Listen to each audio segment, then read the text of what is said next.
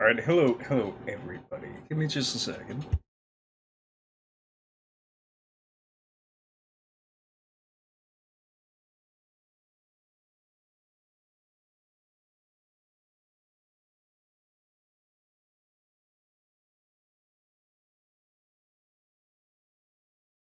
Oh, hello, it's Scooter for Mike. Mike, how do you actually pronounce your name? I have no idea, but Scooter Mike has produced an excellent one-to-one time video as of late, which I'm very happy about because I was getting tired of linking mine. And quite frankly, it's his is better. And it's more charming and more friendly. A short U sound. I thought you were saying that I sound short, which is usually the opposite. I am okay. Scutifer. Is that short U? What is a short U? How do I not know what a short U sound is? Ooh, that's not good.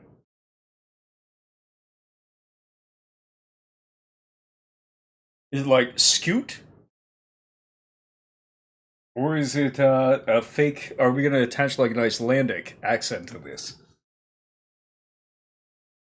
I'm going to look it up. Hold on a second. This is the least embarrassing thing I've done today.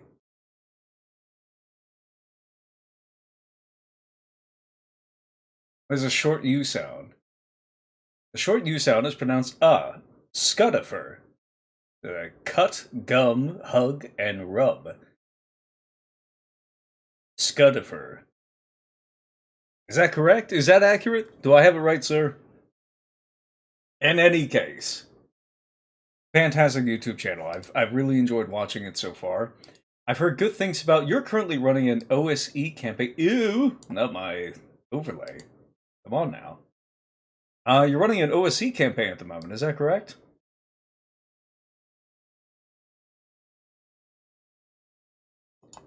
So I'm very interested in this. All right, you're running an OSE campaign, and the reason I've been interested in this is because I believe OSE and Osric especially right now, have some incredible support on Foundry VTT. Enough that I would be tempted to, for an AD&D campaign, just use those books and then install a module to install basically the missing AD&D content. I know a guy, Eye of the Beholder, who was on. I know a guy, Eye of the Beholder, EOTB, as he's commonly, everybody just refers to him as EOTB. He's part of the Classic Adventure Gaming Podcast. Pretty cool guy, pretty interesting, and has a. No, that's the wrong thing.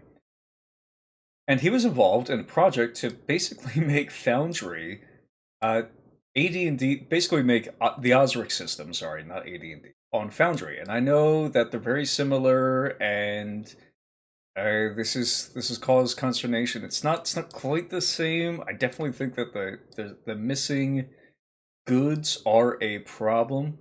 Yeah, that needs to be fixed there. But you know, anyways, you're probably all wondering why I called you here today, so you could share my Whataburger meal that just came through. No, so earlier today, I'm listening to. I love listening to music. I love listening to interviews with other designers. These are probably the two biggest sources of inspiration for me while I'm writing and designing. And it's also a weakness of mine because sometimes a mood strikes you, right? That those discovery oriented designers suffer because they just kind of get hit by this mood, this urge to start designing stuff. Well, what can be done? Right? You have to permit. Yeah, you have to take it when it comes. Let's see here. Oh, somebody tagged me about PlanetSide 2. That's not really relevant today. So, who do we have in the chat right now, by the way? Because I know that we have a bunch of European people. And across the world, or no, sorry, no European people. I think right now we have like my Anzac contingent. He's here and ready. Hufos, nice to see you. I hope you're ready to do some more orders tomorrow. which is extremely relevant to this discussion today. China, very interesting. I think you're the only person, I think you're the only viewer of mine from China or living in China. So are you saying sound off? Like my voice is not coming through, or do you mean sound off as in as in talk to people? Hi, Durian. It's nice to see you, buddy. Always nice to see Durian. Loyal companion Durian. I'm just gonna have one of my headphones out because this one does not want to stay in, and that's gonna distract me horrifically. So I'm in the middle of designing today. I'm getting some work on Gelatinous Valley done. I'm getting ready for the past week. I've been getting ready to release the first quest, Adventure Thread. Adventure Thread is what we've been calling them. You teased me. You got me for a moment. The Adventure Thread is what we've been calling them for Gelatinous Valley. And today I took a small break because I've, like all things that I'm about to finish, I need a moment to just get something else 80% of the way there so I don't OCD over design something that really is ready to just release right now, as the Gelatinous Valley thread is at the moment, which is, great. It's fantastic. So I started thinking to myself, I have a bunch of work to do for the playtest campaign. Right now, what am I going to do? I'm going to listen to I can listen to some music, or, oh, you know what? Matt Colville has been in the loop lately. All of my friends are making fun of them. I have stopped contradicting my friends when they go after Matt Colville, because at this point I assume they're getting paid by WotC, and I want them to get that bag, because they're my bros. And so if they times are tough right now, they should get paid for it, okay? Somebody is paying you to say, if somebody's paying you to slander me, go for it. Alright? When in doubt, I blast power metal. Yeah, listen, a little bit of Blind Guardian never hurt anybody. I don't know if that qualifies as power metal, but I'm going to take the opportunity to glaze him. I sit down and I listen to Matt Colville's latest stream. Not on YouTube, the one that he did today. The one that he did, I believe, last Saturday. Last Saturday on Twitch. And he started talking about the design of MCDM and another little interesting mechanic that, to my mind, is actually going to be, if they pull this off, this will actually be the flagship mechanic of MCDM. It's not going to be anything to do with power rolls, or which I love, or the fact that they don't have attack rolls, which I'm like, whatever on. I mostly don't care. However you curve success in your game and then maintain that curve is not of interest to me.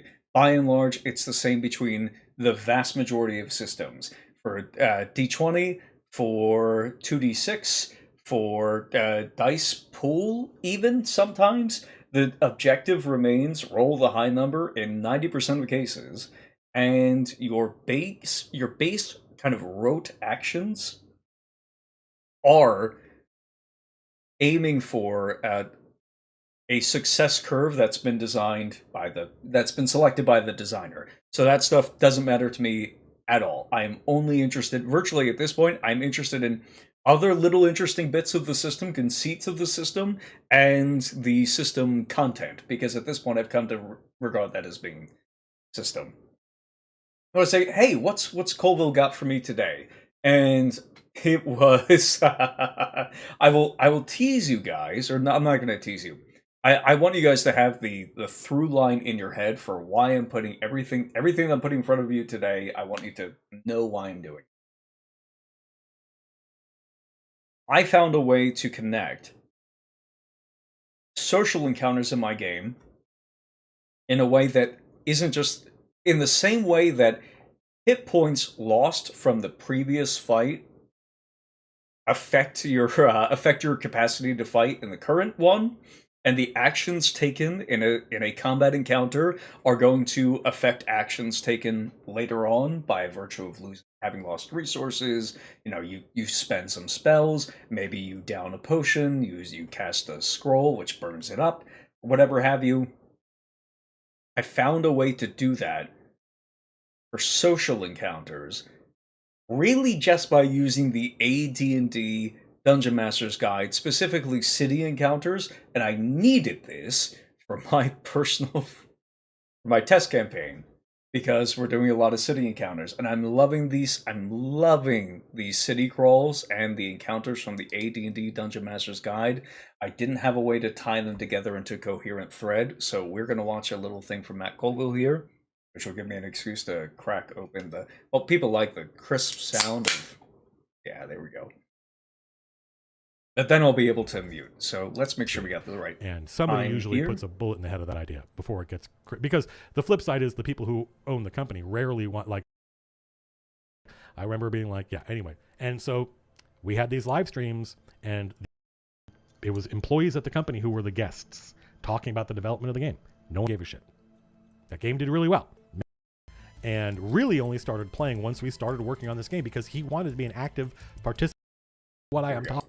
And really only started playing once we started working on this game, because he wanted to be an active participant in the design. He would be a really good designer if he decided to be a designer. I know, because I know how that dude thinks. But he chose to be an illustrator, artist, modeler. No problem. He could have been any number of things. That dude would have been a world-class prop modeler if he wanted to do that. Matt Colville speaks quickly, so it's fine. So Jason's bench is really deep. And so he's discovering this game for the first time while he's working on a challenger to it. And he is gobsmacked at how useless the rules are. He's like, war games don't work like this, man.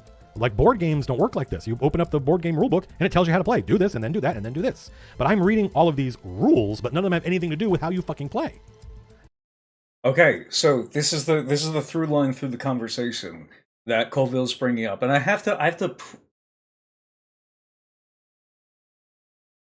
predecess this. I have to put a disclaimer here that I think that I disagree strongly with Colville's interpretation of the rules, or I find that he's not aware of a lot of the rules that could, quote, solve these problems. But at the same time, I don't think that if Colville was aware and believed in even rules like the city encounters in AD&D, the function of reaction rolls, the function of random encounters, your requirements for training costs, all of these different mini games and subsystems conspiring together to produce the really what Colville wants, which are some interesting either narrative beats or interesting game beats. He wants his Christopher Nolan one-liners. He's fishing for them. And I totally understand, right? This game has a lot for even people who are playing correctly can come from many different stripes and backgrounds, all right?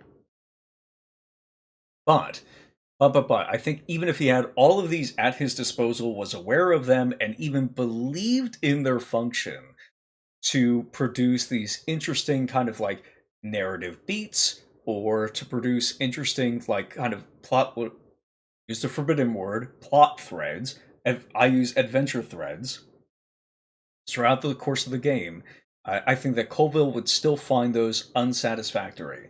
And I recently have come to a pretty similar conclusion. Not for very few reasons, other than the fact that, man, I don't like so many rolls. I don't like making so many rolls because, like many people with ADHD and general lazy tendencies, I find it difficult to put my dice to the table when I'm not actually at the session. Okay? It's really difficult for me. Or it used to be really difficult for me before it used to be impossible for me before I started taking Adderall. Now it's just really difficult for me. Alright? And I think there's a train coming. It's coming to interrupt me, which means I'm probably going to have to put Mr. Colville back on very soon. I think I agree with him. There it is again. So we're pressing play! And I'm like, oh, well, yeah, because it's not really a game, it's a culture. And they sort of expect that you already know that. So, for instance, here's specifically what I'm talking about. And this is going to turn into a whole thing internally at the company. I don't think we're going to talk about it here in the stream very long because I don't know that there's much to talk about yet. But think, those of you who have been Dungeon Masters, any edition, doesn't matter. Picture in your head what an adventure looks like, what an encounter looks like in an adventure. You turn the page, here's all the NPCs or whatever in this plot, and here's encounter number 1. Right, and there's a header that says, you know, like the guards at the gate or something, and there's some text describing the scenario. The heroes come up to this gate, and there are 2 guards, and the 2 guards is bolded, right? And then here's what the guards want, and here's how the players might interact with them, and here's the specific scenario that might cause somebody to say, draw, steal. Use our term, right? Hopefully, if I'm right, literally every single one of you who have been a dungeon master know exactly what I am talking about. Yeah, that's what an adventure looks like. Yeah, there are 6 orcs here, or whatever, right? Okay, great. Then what? Then what do you do? What are you expected to do then? That's the adventure, which is a thing you read sitting on the couch at home. Okay, I get it. Now I have to fucking run the game. What's up, Willie? You're gonna love this. Now I have to actually run the game. So what do? Well, they think you're supposed to grab the monster manual.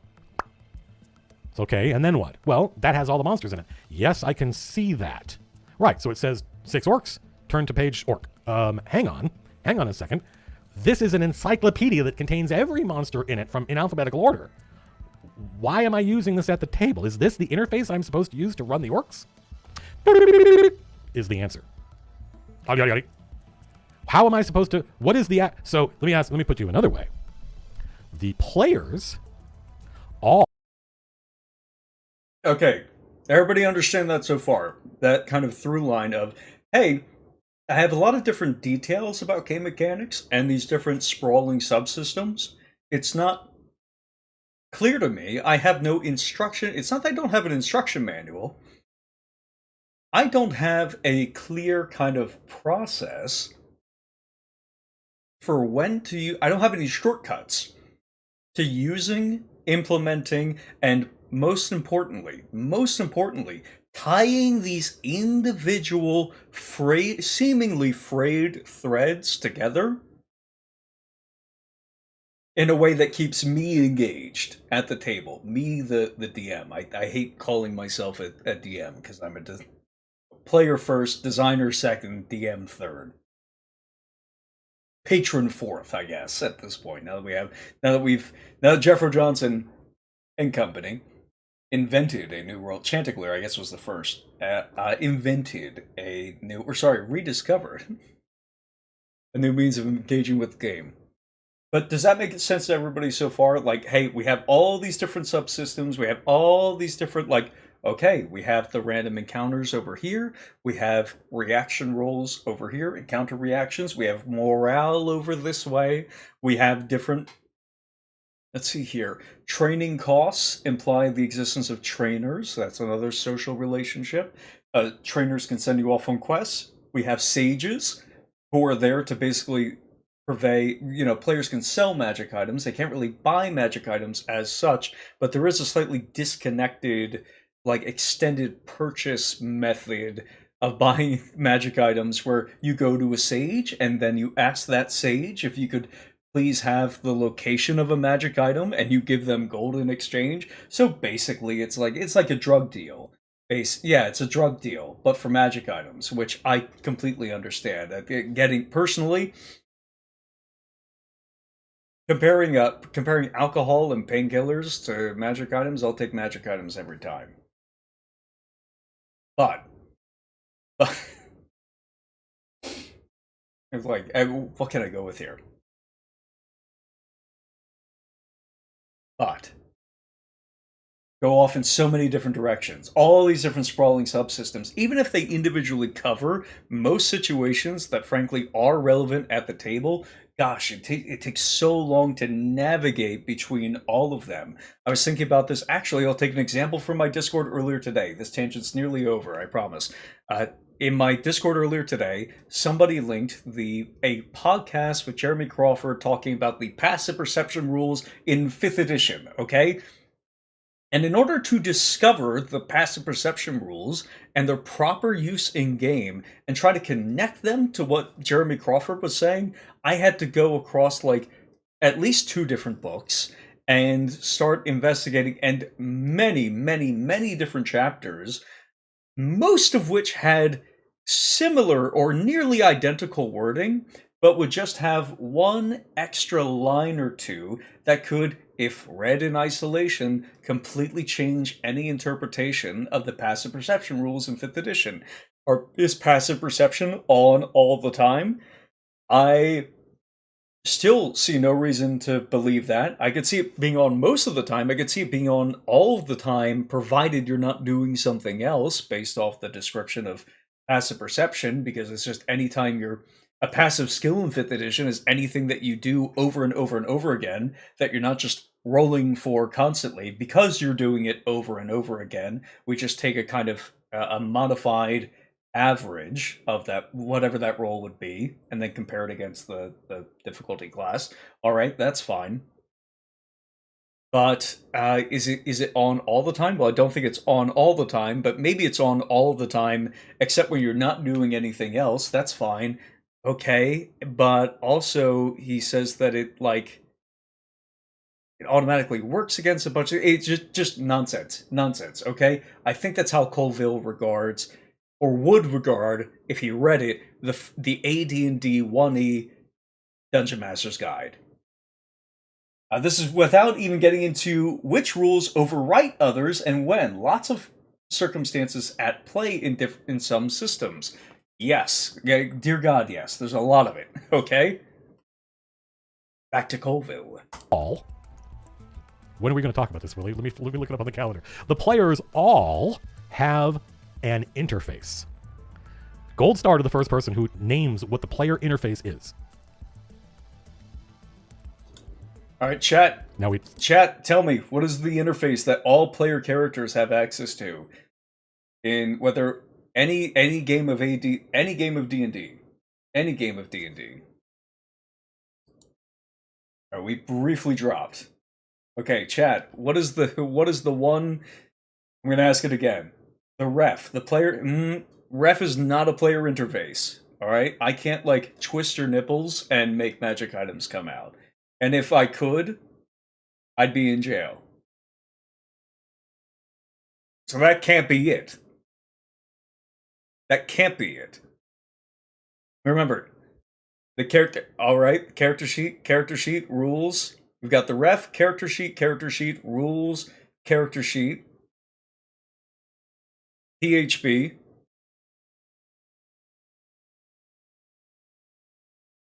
Tyrion answered twice, so I'm going to have to squeeze a magic item out of him. Six of Swords says gold. Interesting answer.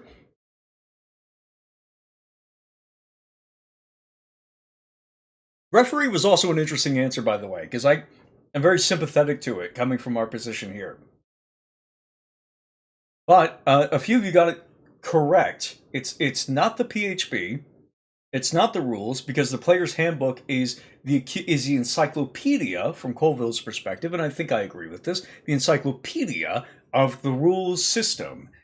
The character sheet is the interface, the UI. People aren't dumb, there's just a delay. There we go. Everybody got it right the first time. Look at all these fucking people that got it exactly right the first time. The players have a character sheet. That is the control panel that they use. You know, you watch Star Trek and they all have their little station. This is it. This is my character sheet. This is how I run my character. This page, 2 pages, whatever, is how I run my character. It tells me what I can do. It tells me what resources it takes to do that. There are little things to check and boxes to click. Do I fill in spell slots or whatever? I can erase afterwards. It's an interface.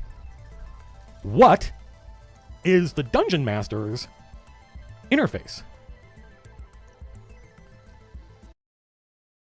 Well, chat, what is the Dungeon Master's interface? Very unfortunate pausing as always. Or not really unfortunate pausing. He's Matt Colville's a very secure person. I hear that he doesn't even change his thumbnails characteristically. He just kind of all right, whatever YouTube lands on first, fine, that's what we're going with. So what is the Dungeon Master's interface that we could say is analogous to, maybe not equivalent to, right? A comparison isn't between two things that are exactly alike, but analogous to in some way, the character sheet.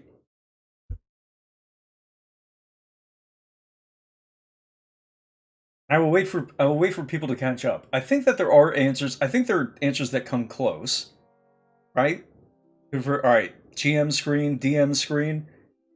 You know what? I do think that those come close. I think it's the closest that we've gotten to the DM screen, because they kind of if you have a DM screen, we were thinking about this for Chilmus Valley. Hello, this is the Chilmus Valley campaign map, all 5,000 hexes of it. Dozens of people who have come through at this point.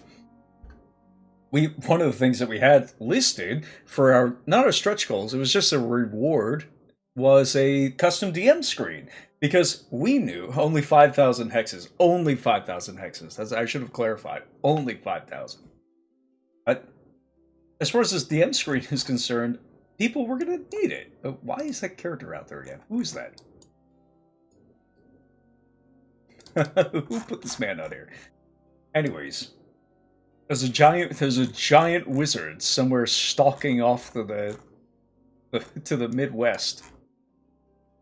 Players are gonna have to kill him now. Okay. Enlarged spell gone terribly wrong. So the things that people do for the weaponless combat, AD&D weaponless combat system. I don't think that the is there music on here? We could like leave that on a little bit. Sure. No, we're not gonna do that. The DM screen comes close because it has a lot of shortcuts on it. Shortcuts are ideal, but it doesn't give you enough.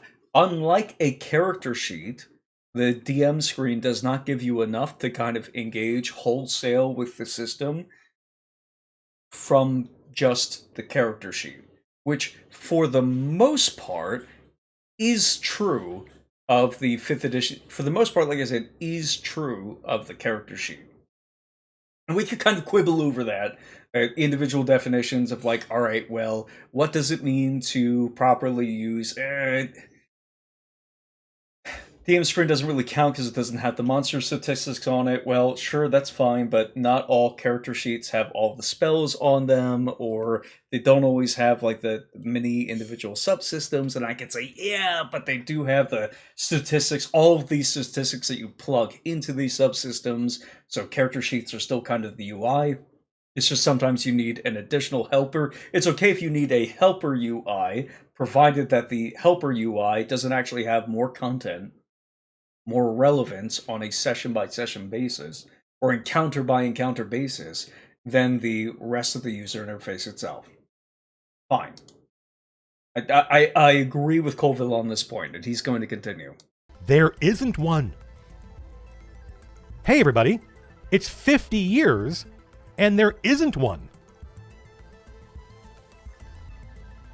Can you imagine what the experience of playing D&D would be like if they treated the player the way they treat the Dungeon Master?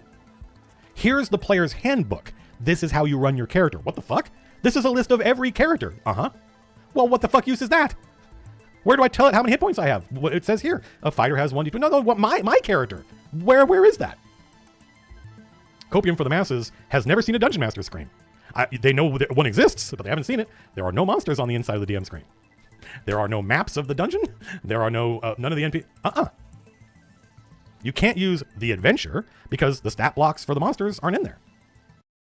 And this is the point I was kind of like sandbagging earlier, was I think that, again, there are statistics for NPCs that you could kind of like draw up on the fly. There are statistics, or more importantly, you could draw up a dungeon map, I would contend, not really on the fly, when it comes to using Appendix A in the DMG, especially not if you're a new DM. I think that does take a lot of time. It's fun in the moments. You don't really realize how much fun you're having, but it's lonely fun. In fact, it's worse than lonely fun because you're just waiting for other people. Other people are waiting for you around the table to get the map done and into a finished state and roll for contents the same way that you guys are waiting for me to press play on Colville. So it doesn't compute, doesn't quite work. I think that, but... I mean, there are statistics for certain NPCs that you could apply. Like, I think that the city encounters would be perfect for I think the city encounters would be perfect for a DM screen. I think that some, like, base statistics that are kind of, like, calculated by level, some kind of, like, blank slate statistics that you could just dump onto the DM screen. So you roll up a d20 and say,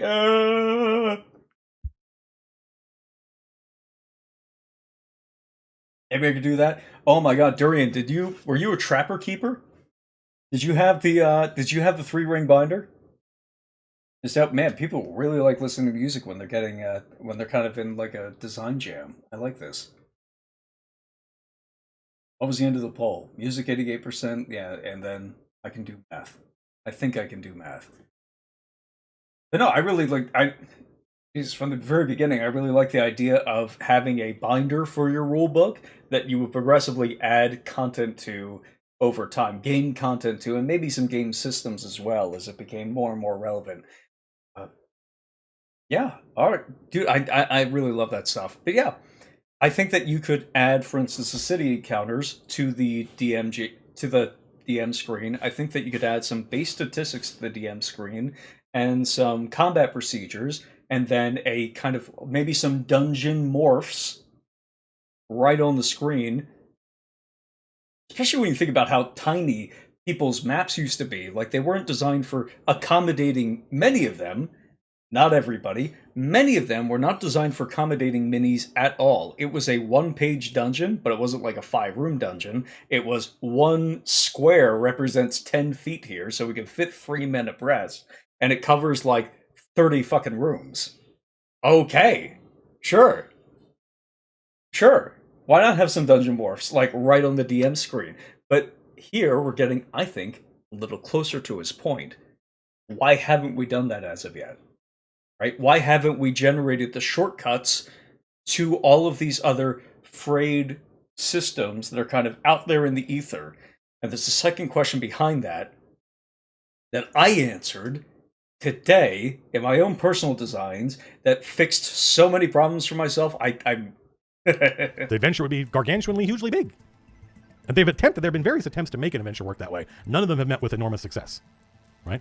The adventures reference the monsters in the monster manual. The monster manual is fucking useless. It's not an interface. It is not a way to run monster. The monster manual is a list of monsters. It is not a way to run monsters. And every dungeon master has to synthesize their own interface somehow, right? They've got to, I think most dungeon masters, especially when they're starting off, they kind of just use the monster manual and flip back and forth between the different monsters of this encounter, which is an awful experience. And then you start to get people being a little bit more creative, and they'll be like, okay, well, does anybody make monster cards? Can I make my own monster cards? I made my own monster cards, right? But that was just a more elaborate version of what I used to do, which was I would just get a PDF, and I'd use the snip tool to grab the monster from the monster manual and drop it into my prep doc. Yeah, so again, going back to what we were talking about earlier, you can... It's not that the rules don't exist, but people missed them, I think, because they didn't have their DM's version of a character sheet. I glaze Lancer all the time because it has this online character creator, and it's completely free. I think most people playing Lancer, I think that is their first engagement with the game rather than the monster manual, the MM.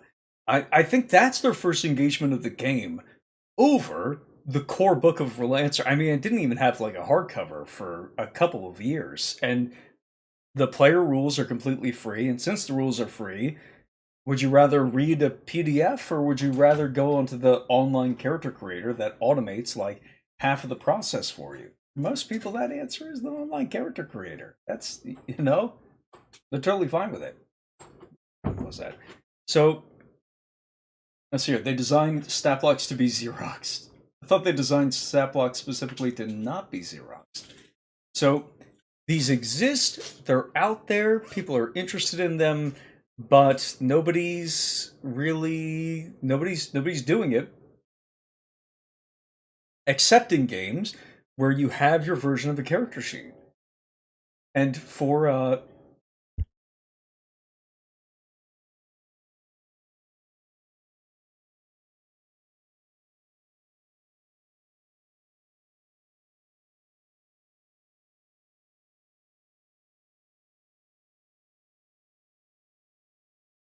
anyways, what was it? Fuck, where was I? Okay, Lancer, you own the online character creator. It's completely free.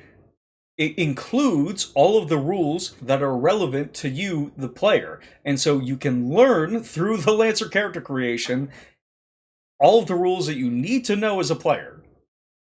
Perfect.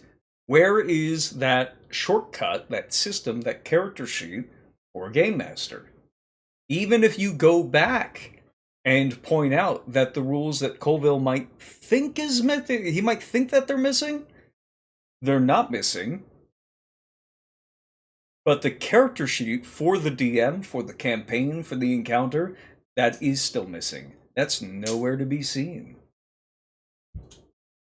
So I think again, you could quibble with individual points that he's making, and people have a tendency to do that. I don't want anybody to do that here, because at the end of the day, he's correct. Even if you go back and individually fact check these little points that he's making, he's correct. There's no sheet, there's no character sheet for the DM. And I think he's making a progressively stronger argument as to why we need one. It's going to be very relevant very soon. My Word doc or my Google doc that has all my notes in it. But that is also not an interface for running. It's just, look at all the information in a monster stat block. How much of it do I need to run this encounter? You know, here's all the monster stats. I'm like, yeah, I can understand how that's useful in various ways, because monsters can exist in scenarios outside of combat, but it's insane. It's madness. It's crazy.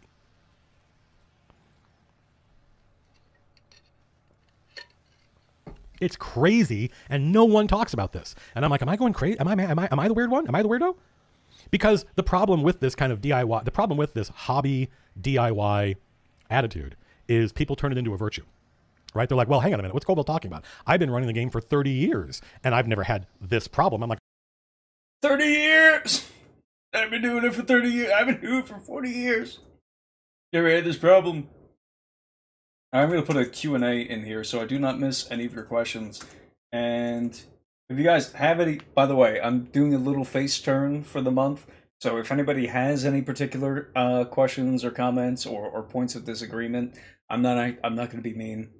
I promise I'm not going to be mean. I genuinely just want to talk design shop because I haven't been able to do that for a little while now. I need it. I usually get it about once every 2 or 3 months.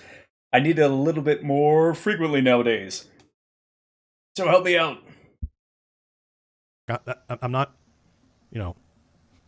talking about the value of the work you have to do in order to create your own novel solution to fill in the absence of a good one. That is value. You got to do that work. We all do. Every single dungeon master has to, because so it's like, okay, well, let's see if MCDM can solve that problem. And I have no idea if the answer is yes or how, but I'll tell you this, we got to come up with something, because I want to enjoy playing this game. And I am fed up with some of this bullshit. I'm fed up with it. I didn't notice it for decades, and then I started to notice and didn't care, and now nope, I care. I care. One of the things that bugs me is the director is expected to run many monsters. This is a critical, important thing. The director, this is why this is such a sin. It is way more, remember how absurd I made it sound? Hopefully it is absurd. Remember how absurd it sounded when I talked about using the player's handbook to run your character? You're only running one character. Our Lord and Savior Matt Colville, peace be upon him. The Prophet Colville. Okay, so if I click this, does that... Oh, also, hello, Cal. Cal posts very beautiful minis inside my Discord, that you should all join. Matt Trollville. I think that he is... I do think that he has a certain trollish element to him. He's this tremendously well-credited designer, both in the video game industry and in tabletop games, for many decades, many decades, with a new system that's going to have all of these rather fascinating conceits and interesting little mechanics for people to enjoy. And he got the most publicity you could beg for off of quite possibly the least interesting thing about his system whatsoever, which is the fact that he's not using attack rolls. And this is what helped blow up the Kickstarter. So yes, I do think he has a certain trollish spirit about him. In kind of like an accidental straight man sort of way.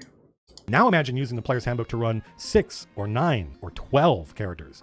That's what the Dungeon Master is doing. It's way fucking worse. It is worse. The problem is bigger. The Dungeon Master is expected to run 6, 7, 12 characters all at once. But there is no facility for that.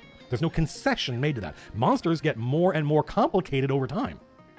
But there's no right, and so this is the issue: is like, if we can crack this problem, we can really, I think, meaningfully move things forward. You know, like players, when they sit down to play our game, not all players, but many players, when they sit down to play our game for the first time, they have lots of opinions about it, but overwhelmingly they're like, I do not miss the D20 attack roll. Do I get to take my turn? I'm not sure I can go back to the old way. If we can solve this for directors, they'll have the same experience. Cal brings up an interesting counter argument. He says, play less complicated systems. Here's the thing.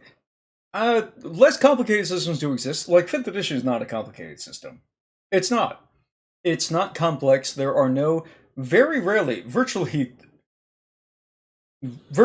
nowhere in the player's handbook, but even 10 years into the game, there are almost no interlocking mechanics to where if you turn one gear, if you turn one mechanic here, you get this kind of cascading effect throughout other systems. You don't even get one effect outwards.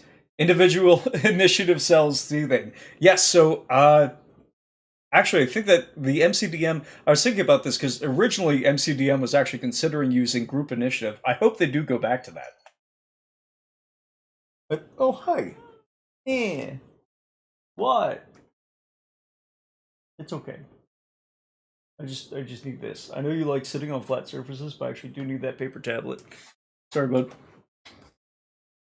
Yeah, so it's actually not that complicated. 5th edition is not a complicated system, like at all. It's just not. But uncomplex, simple systems can still be boring and time-consuming is the problem. And sometimes complex systems that do have a lot of moving parts can actually take you a lot less time to end up resolving. Right? So individual initiative is simple in that, for instance, we'll take that example. Individual initiative is very simple. Maybe popcorn initiative. Yeah, we'll just say individual initiative for the moment. Very simple. These people go according to their roles on this die, and that determines when they go. Okay, that's fine. Except that can take a really long time to resolve. Because now everybody is kind of forced to at some point catch up on the game in a way that's really just not ideal. Not ideal in the slightest. Nobody likes it. Nobody likes waiting, like, God forbid, even a fast game, waiting 10 minutes for your turn and then trying to catch up on the system. Whereas in tactical games and in group initiative games, right? The 5th edition, very slow. But 4th edition was actually a lot faster. Now, granted, the rounds themselves did take more time.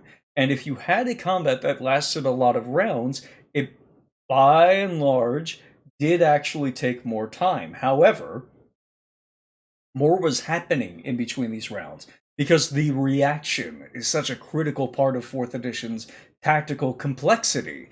Is really 4th edition has the rounds where everybody individually takes their turns, but in between each round, there's kind of like a half round where everybody has a second. Everybody in the group has a second turn that they're waiting to take, but they can only take that second turn on specific conditions or triggers, and this keeps them further engaged because they're waiting for the trigger, right? Or else they lose it.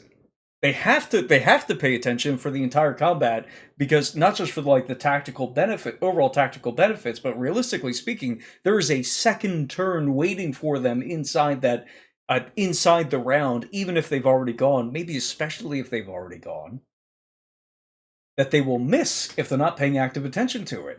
So the tactical complexity extends the overall duration a little bit. The better you get at the system, the better you get at the system, the faster it goes, which is ideal. But the complexity actually ends up collapsing a lot of the decisions that you make in individual systems, individual initiative systems, because you can only use that reaction for certain triggers. But you usually have more than one to choose, so it's again, you're waiting for something. You're incentivized to be maximally engaged at all times, because your life sort of depends on it. Similarly, in group initiative, if you just posted some more nice minis on the Discord, hell yeah, thank you so much. So,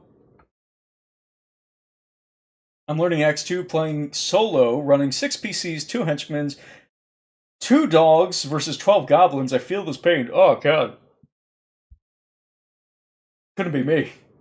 X2 looks really interesting. I hope I get to play it at some point.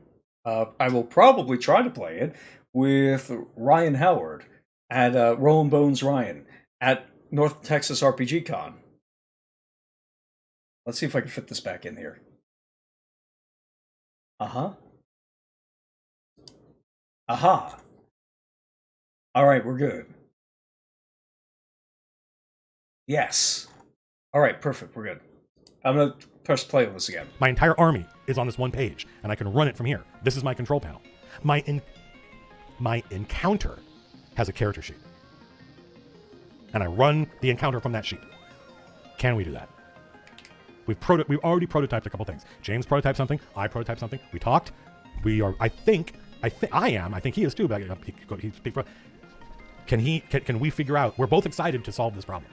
Every dungeon master should hope we can solve this, right? Because it's like you're like, holy shit! I didn't realize how much water I was carrying for them.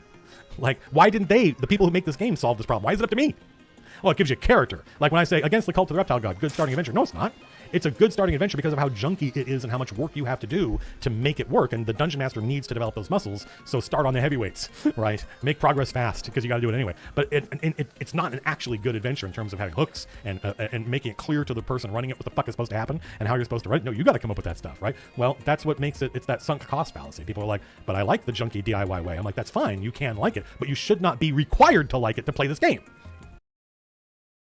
That's the crux of the issue here. I'm going to let him go. By the way, I'm going to let him go a little bit further, and then we're going to jump into it. I'll probably dip back into the Colville well throughout the rest of the stream, but shortly we're going to jump into my discovery today and what I ended up inventing and what started with this really beautiful soliloquy on encounters having their own character sheets, or perhaps having a character sheet for the DM, but really for encounters having their own character sheets, turned into a way for me to collapse disparate praying subsystems that would require me to do a lot of tedious work individually, but tedious work that could have overlapped with other work and could have lived on a single page.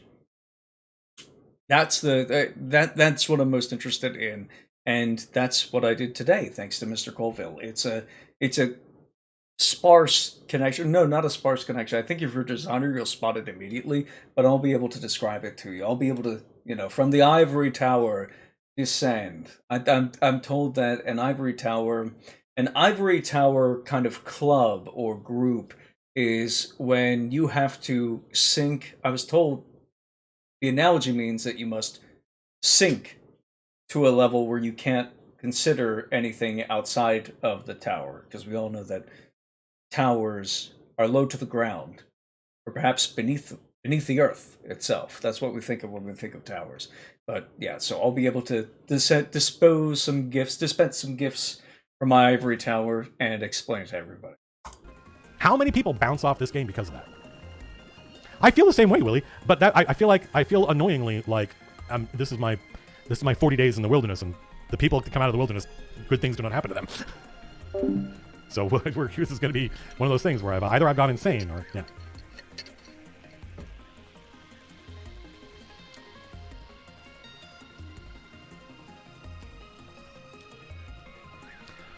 So you guys want to hear something cool? Right, Mordak 420, you want to present a dynamic world. You want to make sure that no matter which direction your players go, you can come up with some dope-ass content, but the game does not make it easy to do that. It does the opposite, right? My dream is you can log into our VTT. You would need the VTT to do this, by the way. That's just my preferred pipeline for this. And you're like, oh shit, my players are third level, and they went off in this random direction. They're going to go to the city. I need a third level urban encounter. And there's like, all right, here's all the community made a bunch of them, and they have cool names and short descriptions. And you're like, what about that one? And you look at the sheet, and you're like, oh yeah, there's a bunch of gnolls in the city. right? And they come out at night and they stick to the sewers and like, yeah, that's about right for my party. Yeah, got it. I'll just grab this and this is it. I print it out. If it's a BTT, don't gotta do, but whatever. I print it out, and that is what I use at the table. Just like you have your character sheet, I have my encounter sheet. It should be possible. Characters are way more fucking complicated than encounters. A character is way more complicated than an encounter, and we can run a character from one sheet. Double-sided, sure. Some people use 2 pages. Whatever. I can imagine a complicated encounter having 2 pages. Okay, fine, whatever. But that's still way fucking better than the experience we have right now. Yeah, Wild Antic, a lot of those games work that way, and they are fun. They are fun to play. Like Gloomhaven. I'm not saying that we're going to make our game like Gloomhaven, but I think wargaming might have something to teach us here, which is a funny thing for me to think, considering where did D&D come from. But, Warhammer players do not have a problem running dozens of models, often from one page. I'm the same way. Army builder. There you go. There's my whole army. Holy shit, I'm going to play an entire wargame. I am going to use more models than any dungeon master ever uses in a single battle. All right. And this encounter is going to last 2 to 4 hours, one encounter. And I ran the entire thing from a single piece of paper, sometimes double-sided, 2 pieces of paper. Then that's it. So how come the guys playing Warhammer get to have this kind of fun and we don't? What the fuck?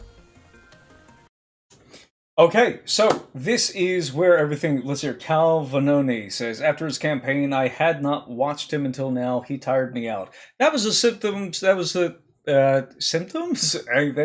Yes, you're all sick. You're all sick. Because you know why you're all sick? Because none of you had the balls, the courage, the spirit. None of you could put on your spurs and ask questions in the Q&A. That's why. That's why. It's the fear that made you unable to watch Colville. So that is a really common complaint about, I think, is Chain of Acheron. You're a slacker. Yeah, there you go. I am too. I sympathize. That's a really common criticism of the Chain of Acheron campaign, among other things. I'm not going to dive onto that tangent right now because I will talk about it for half an hour, and I don't want to do that. Okay. I'm saying okay like Tim Pool. I'm going to wait for the next... No, I shouldn't make that joke. I shouldn't make that joke. That would be a bad idea. Okay, so I can import... I'm sure I can import tables from... Oh, wait, no, that's compendium. I need tables over here. So this is how my design process began today, is I was thinking about Matt Colville. I think I'm going to switch over to my Tick screen in a moment here. But, yeah, we'll get to that in a moment. Because I actually need to do some rolls here. Encounter tables? Ooh, perfect. I'm going to download this as a CSV file. Actually, I think some of these are... a little messed up.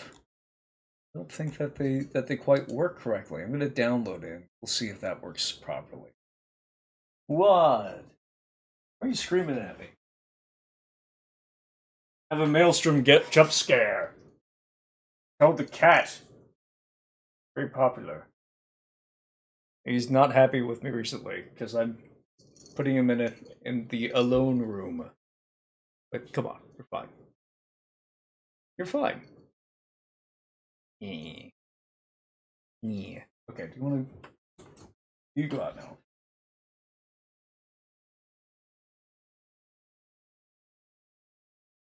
Anyways.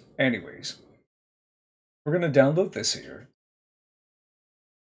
Pretty sure it's a CSV. Yeah, comma separated values. Perfect. Values to table. Let's see how this goes.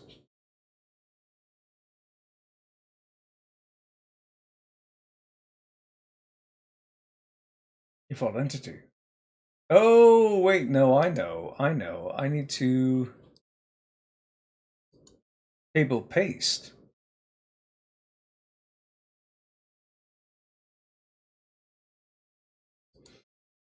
Let's see what happens. I'm unclear on the messaging here. Matt seems like he's covering his ass to the tune of saying, I don't care if this problem is solved if it isn't the official product. I think that is the correct opinion to have. I don't care if this problem is solved if it's not in the official product. I agree with that. It's why I love AD&D. I hate. I hate. Okay, yeah. So this. So it didn't do it properly. It just did 1d22. Oh, that's annoying. Wrong with replacement. Yeah, that doesn't quite work. That doesn't really work at all. That's kind of unfortunate.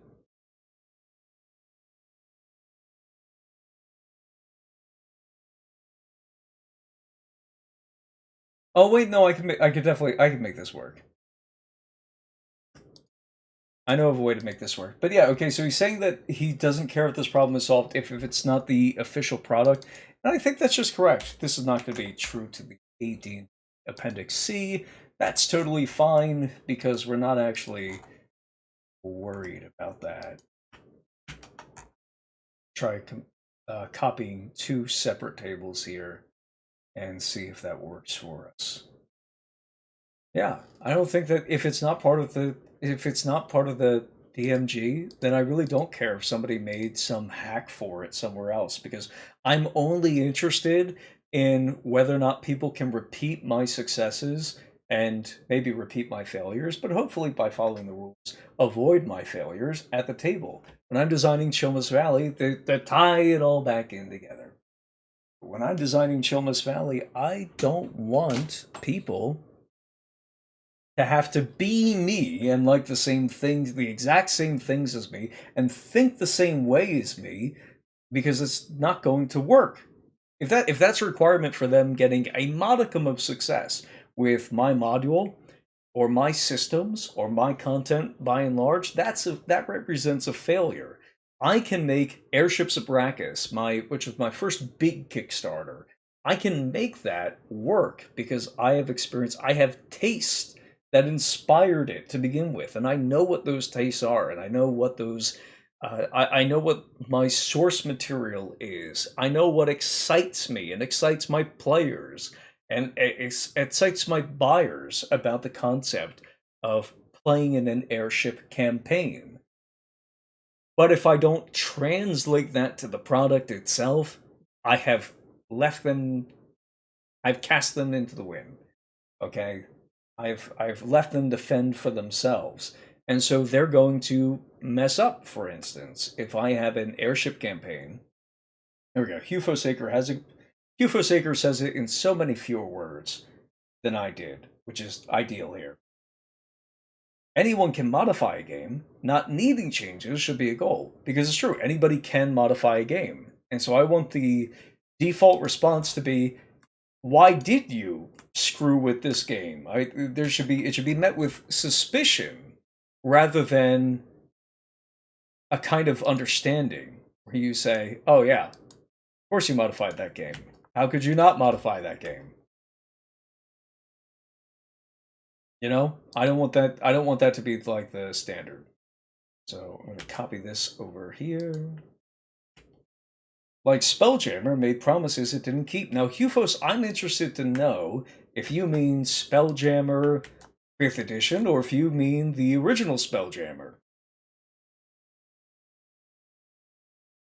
Lacking ship combat mechanics, etc. Because I know that AD&D does have a few, not many, but it does have a few ship combat mechanics.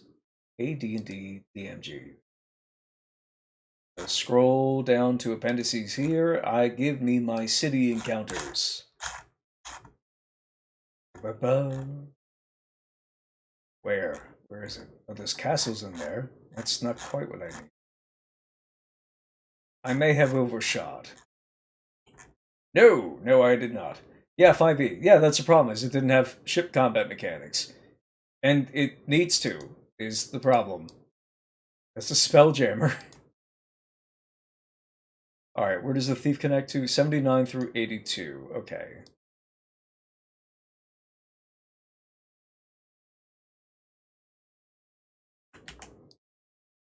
Just gonna boop, boop, boop, boop, boop.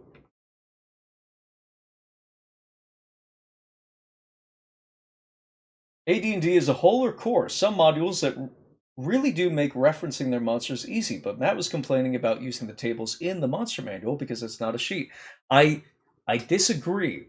I think he was talking about their behavior specifically. Like, what do they want? Right? It mirrors, so we can ignore the cold embrace of space then. For 5th edition, yeah, you can. Here's the thing. I made several years because I was frustrated that WotC hadn't come out with Spelljammer and they were only focusing on another Forgotten Realms fucking product over and over again. I kickstarted my second big Kickstarter, which was Astral Tides, and I made my own Spelljammer. I got to gloat over my own cosmology.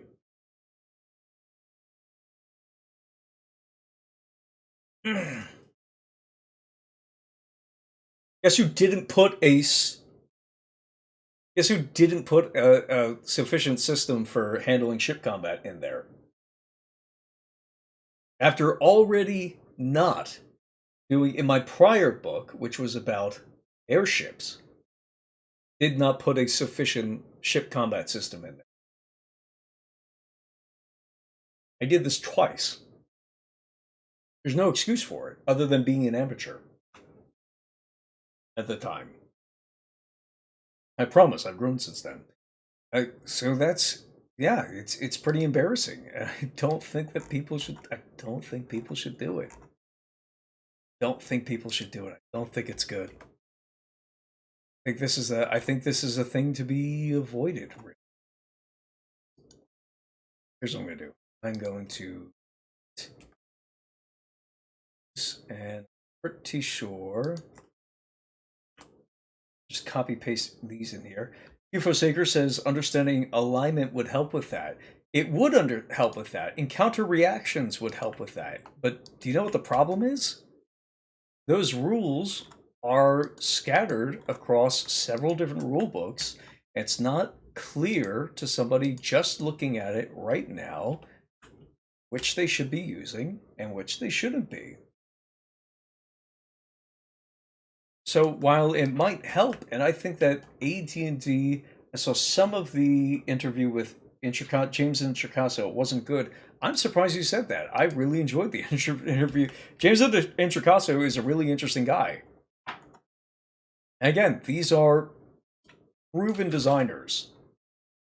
Their design credentials are not in question. The question is, can they make something which is both novel and useful? Because novel things scare people, like not doing attack rolls. I should have, looking back on it, when I was designing Seven Willows, and especially when I released the revised version.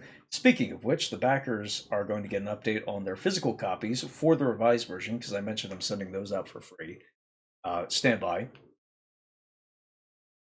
I should have told people, hey, I have attack rolls, but I did away with damage rolls, and I would have gotten a ton of RPG hate, and then a ton of RPG supporters as a result, for people just really fanatically defending the new thing and why the old thing was actually a huge problem. I don't think either of those perspectives are interesting. I think just doing the new thing is a matter mostly of convenience for accommodating other weird little system interactions. Right? I won't spend too much time on this because I really do want to get to the point.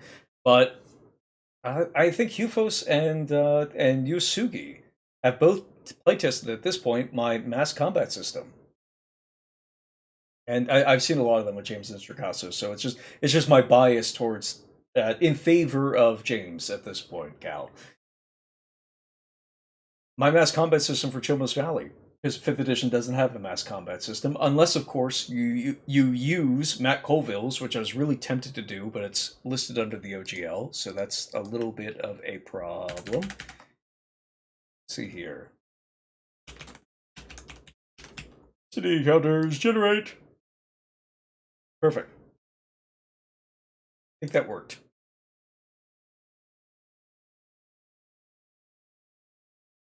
No, it did not. It just took the numbers and started adding 1 in front of them for no reason. So now I can go back and individually edit these. Ugh. Very annoying. Anyways. God, how tedious. There's probably a simpler way of doing this, but who cares at this point? Oh well. I know nothing about him, and he's stuck with Matt's thoughts on how his game will be designed. No, because James Introcaso is the design lead, and Matt Colville, he's another professional designer. And Matt Colville, being a professional designer and having some professional experience in project management, knows, okay, I should just let these people who I hire because I can trust them. I know that they're good at their jobs. I will simply allow them to do their jobs. And so it's described as James Introcasto's job to get the work done, and Colville is kind of in like a more I'm not even going to say secondary role, but he's like kind of the idea guy. Yeah, they're going to do just fine. What was I thinking about for Chilmus Valley? Yeah, okay, there's a Chilmus Valley mass combat system. Originally, it was D6s. Sorry, no, originally it wasn't D6s. It was a multitude of different dice that matched Matt Colville's Strongholds and Warfare dice, because we wanted people to be able to use it. You vote no confidence. Oh no! And then we switched to just all using D6s, because it turns out that it was easier to manage. You were rolling D6s against certain, like, basically the analogous armor class and morale. So rolling versus kill. If you roll versus a unit, your unit dice versus a unit, you get higher than kill, you inflict casualties. If you don't get higher than kill, but you get higher than morale, figures break. They lose morale. They're not cleared off the board, but they lose morale. Okay, fine. But this was, and the standard was that you were rolling 2d6 for base units, and then certain units like cavalry and certain unit subtypes and siege engines, of course, would have higher unit dice. Okay, interesting. And then I was racking my brain trying to figure out how we would incorporate heroes, player characters, into it. And the simplest method of incorporating heroes, player characters, into mass combat, especially, would not be to offer them this long drawn out conversion of their base statistics. It would be to just take statistics that they already had at their table, like their damage dice for their weapon and their spells, and just drop them into the game. And because most of those were, because player characters, one of the biggest ways that they get one of the biggest ways that they receive a power up in the course of 5th edition, additional tactical competence, is by gaining additional damage dice. Well, if I want to port those directly over to the table, do I want to say, like, all right, you use every 2 damage dice for your fireballs and for your attack rolls and your stuff like that? What about people who only have 1 damage die for the weapon? All right, that's not going to work. I already said that I didn't want to do a long drawn out conversion. I can. It's not going to be critical to the design. It's just like it's less valuable. Making sure that players can interact directly with the warfare system by just rolling their damage dice is more valuable to me than, for instance, having kill and morale that are higher than 6. Which doesn't make any sense at first, but if I just took like the chainmail, or sorry, not the chainmail approach, my misinterpretation of the chainmail approach, and who knows, maybe I'm still misinterpreting it. Don't kill me with pitchforks and whatever have you. But the how do I put this?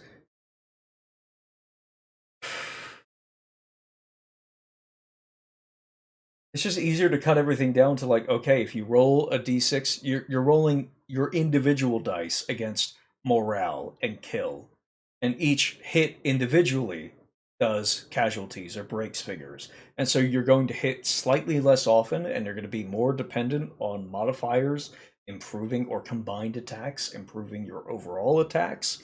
And that might cause some problems, but it means that player characters can just, I cast Fireball, that means I'm rolling 8d6. That's like 2 level 1 siege engines are equivalent now to a player's fireball.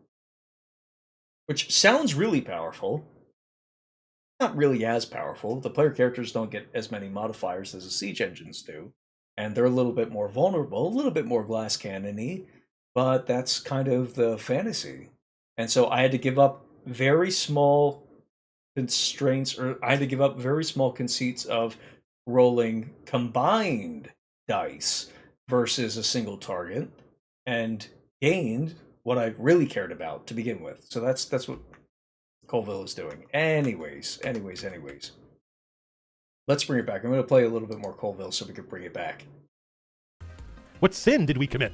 Why are we the ones? Why are we the ones that have to wear the hair shirt? That work? Your shirt does.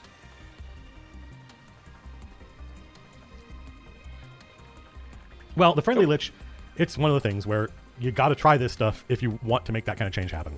But doing what we're doing does not guarantee results. I think it's very likely that we're going to end up with something about as janky as the normal experience. But if we don't ask these questions, then we can't come up with better answers. Asking the questions doesn't create answers.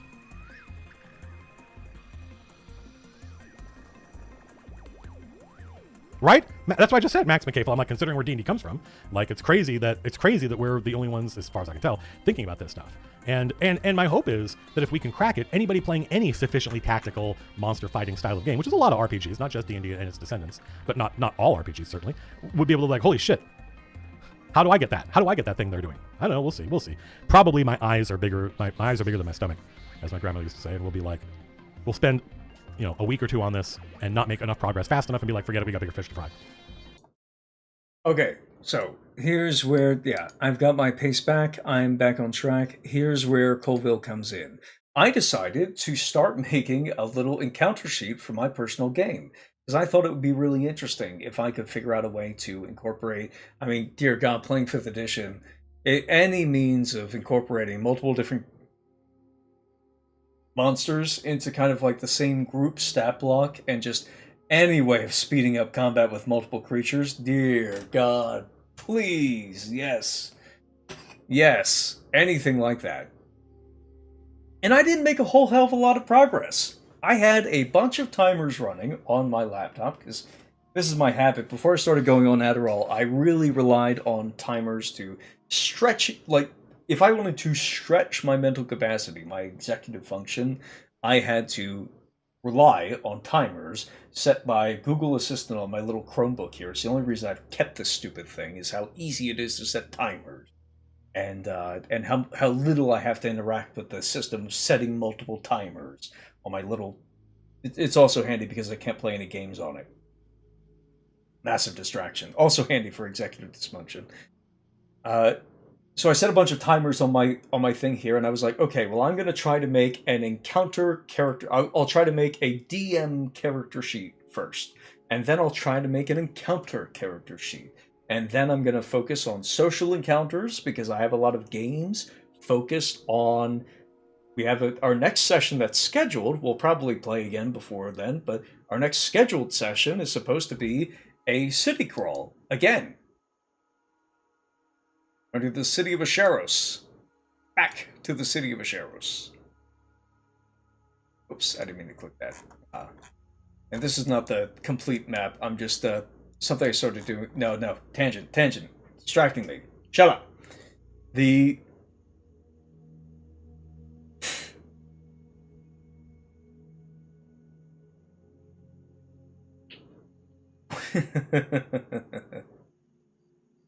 we're going back to the city, and I was using... It was a lot of fun, because I was just spamming city crawls at people. If I want to do something in the West Marches, and like nobody's been suggesting quests that they want to handle for a little while, and I want to just like jump into something, I think it's my prerogative at that point. I'm a little bit of a player at the table.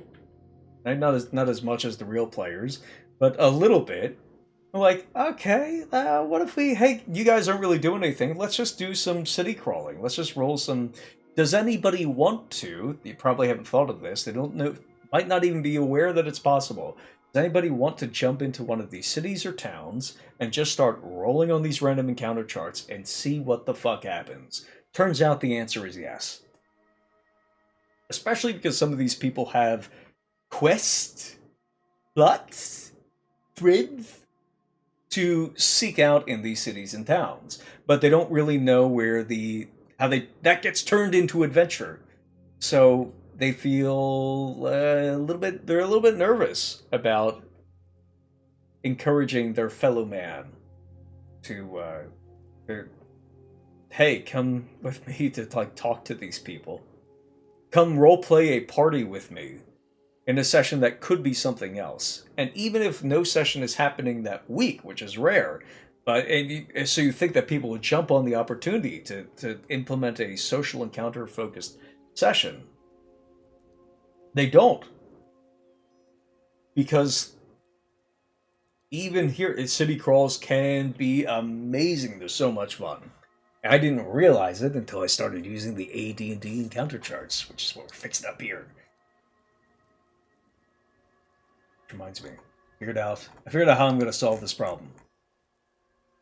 Go over here, Control C, and we're going to just create two individual tables here. I didn't want to do that initially for reasons I'm not going to explain.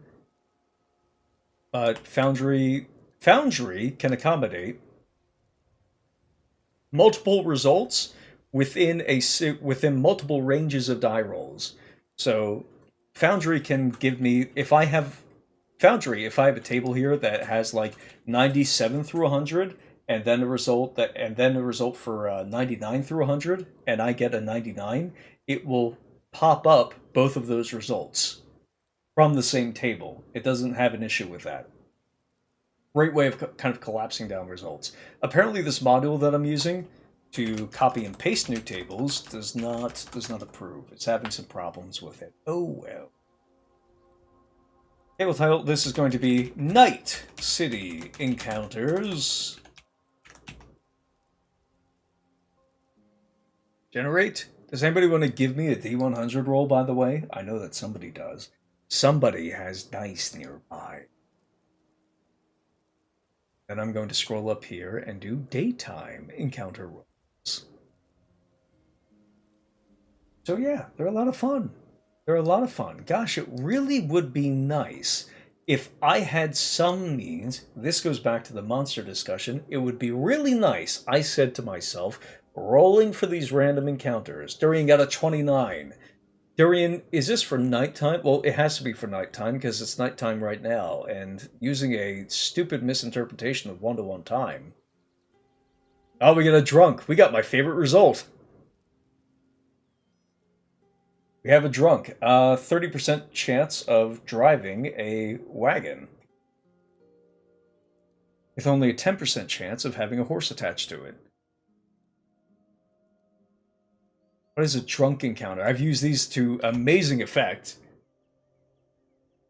Drunk encounters are typically with 1 to 4 tipsy revelers or wine-sodden bums. 50% chance for either. In the former case, the type of characters found drunk should be diced for, so you could find a drunk assassin. You could find a drunk cleric, which is particularly enchanting.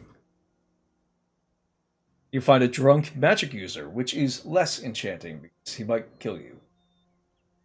I should roll again. Ooh, Durian, now you should roll again, because I don't have this table attached. Somebody should.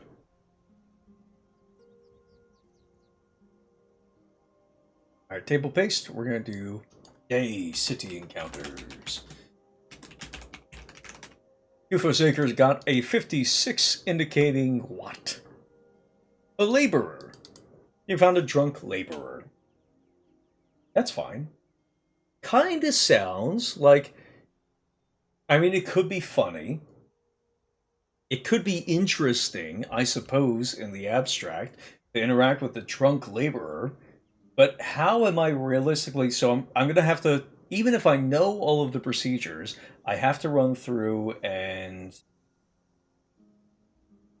I know all the procedures. I'm going to go through. I'm going to roll for my encounter reaction. Okay, now I know that this drunk laborer is a little bit more uh, angry or really friendly with me. Maybe they're too friendly.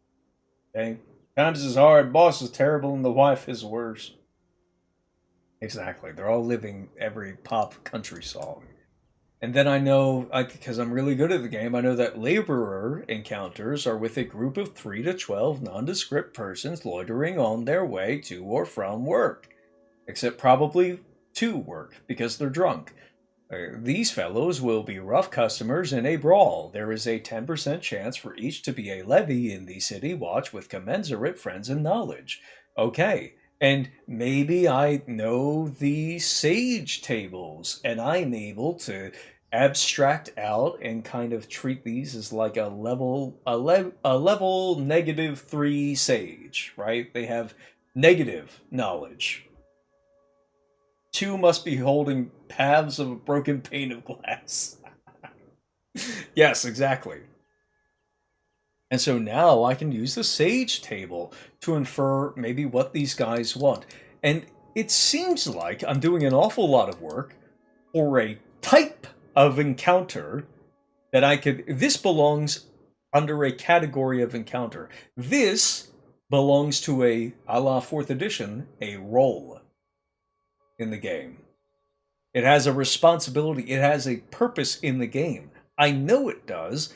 Gary made it have a purpose. The game makes it have a purpose, really, because there's so much. The more you get familiar with the game, the more there's so many different opportunities for purpose to be naturally evoked out of the mechanics, provided that you're familiar with all of them at once and haven't missed anything, and also the inspirations.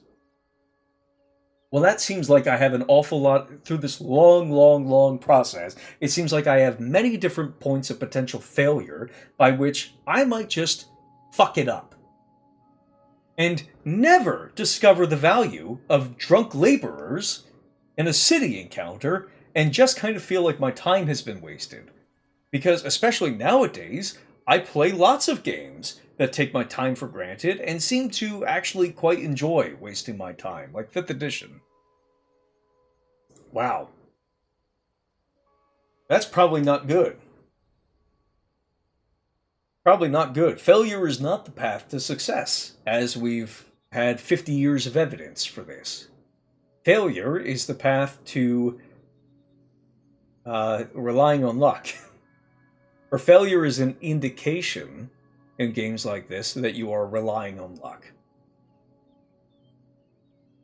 Not the person failing, mind you, though also them, but the designer. Presentation is part of design. So maybe, just like how in 4th edition, all of the classes, you could take a look at a class at a glance and know leader, defender, controller, striker. You would know, without intimately knowing any of the class's powers, that it was good at being a leader, which is a role, as far as I'm concerned, mostly unique to 4th edition. The exception being 5th edition, because I think that 4th edition really is, more than anything else, a spiritual sequel or a spiritual successor to 1st edition. They look completely different. I know the presentation is completely different, and that's... I know I just said that presentation is part of design. Bear with me. The leader, I know for a fact when I look at him that he inspires, rallies troops around him. He doesn't just diminish damage around him. He increases the effectiveness of troops around him. They are bettered by his presence. Then he has a little bit of healing ability, in fact. Okay, interesting. And I know that whether I'm looking at the Bard leader, or the Warlord leader, or some other leader, can't think of any others at the moment, I know that they are going to be good at this specific role. Ditto for the controller, whether it's a primal controller, the druid, or the arcane controller, the wizard, or another, or the warden, I think was also a controller, I can't remember. that they're going to be good at moving people around the battlefield and making it harder for them to, and kind of playing chess, playing a separate game with the DM, where they're kind of playing chess and the rest of the party is playing checkers, but one is laid over the other. I think, and this is my discovery from earlier today, I think the laborer encounter usually is a kind of merchant encounter. I think it's a merchant encounter. In fact, I think that the laborer encounter, the press gang encounter, maybe the pilgrim encounter, the merchant encounter, certainly, possibly the mercenary encounter, the harlot and good wife, definitely maybe not the good wife, but the harlot encounter, that's merchant. That's definitely merchant. No, and even the beggar, really, technically, a merchant encounter. Could also be a criminal encounter, but we're going to start off with merchant. Okay, it's kind of like a native merchant experience. Does this make sense so far? Does anybody disagree? Anybody think I'm stupid for having said this? That I think that these different character classes here, or these different encounter results, have kind of the essence or the role of merchant. They have something in common. I can use them all in the game, and I can make them all slightly different from one another. A theme, yes, thank you. I think that they share a theme. And so perhaps if I had that theme in front of me on my character sheet for this city,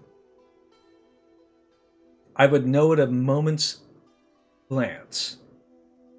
A moment's notice? I would know at first glance that, okay, the beggar, if I get beggar, it's a merchant. And I have some little instructions for running a merchant encounter. Oh gosh, that's awfully convenient, sir. Thank you so much. This is awfully handy. Bay City encounters. Is this here? Perfect. Somebody give me another roll. I could, at this point, roll for it myself. That wouldn't be nearly as fun. To interact with the party here. And by the party, I mean these people in my chat.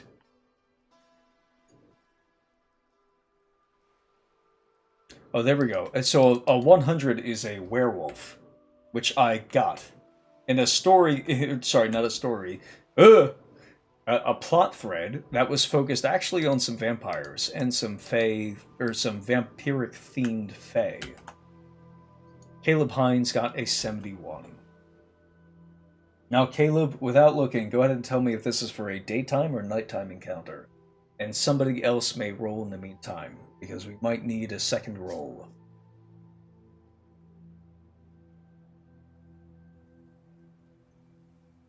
We'll just test this one out.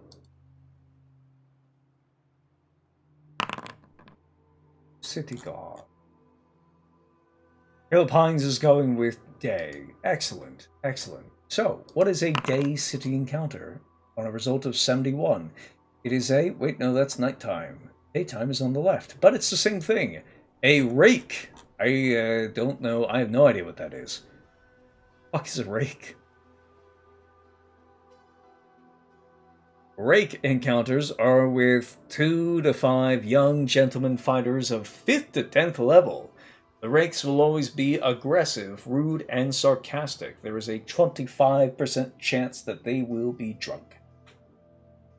Alrighty, so it would have been really nice if I looked down at a moment's notice and said, a lecherous man, lecherous man, lecherous man. Okay, that's, I'm not going to put on the Shaft music. Okay, so this is kind of like this social encounter is of the combat type. Now, some of you may be thinking, isn't a combat encounter a combat encounter?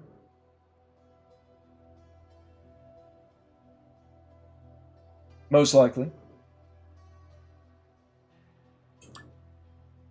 Most likely. But we're aware, certainly, that most combat encounters, most stat blocks, most critters that we come across, for the purpose of engaging in combat, don't actually have to be fought.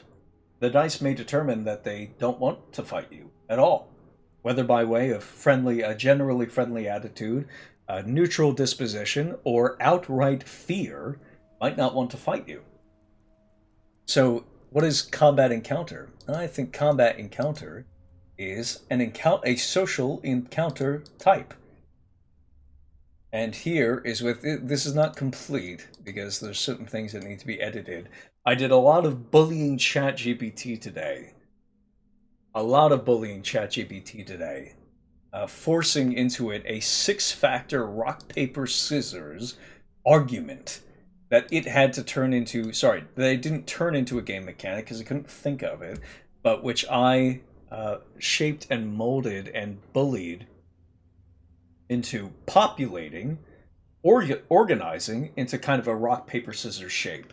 Because the computer was going to be better at interpreting that request than I was. I was only going to be able to kind of do a mix of it. So, one can be combative without combat. I completely agree, you folks. I completely agree. So, here's what I have. Somebody else, what was it? Durian gave me 85. Did he say day? Durian, did you say day or night for your 85? And while you're telling me that, I did 2 other rolls here. What do I got? 17, City Guard, Law Enforcement. See you later, Cal. We're going to be wrapping up here in the next 20 minutes, but we're going to go out with a bang, because I got a lot to go through. Okay, so for my little social encounter system, what I decided was I could really, Durian says day, 85 for day, okay. I could string these encounters together in the same way, like I opened the stream with. I could string them together in the exact same way that I string together combats. Because the system, I'm not personally doing it. I don't have to do it. I know what the role of monsters in combat is. I don't really have to guess at it. Even though I don't have any kind of, I don't have any context for their motivations or other things they might be wanting, or if the odd social encounter comes up, I might have to think of it. I might have to improvise on the fly, which is a lot of fun. But a lot of people don't do that because the path of least resistance is just running all combat. Okay, that's fine. But the system gives them a means of running combat. Well, why fix what ain't broken? I don't have to give you social hit points. I just have to make something that is analogous to combat.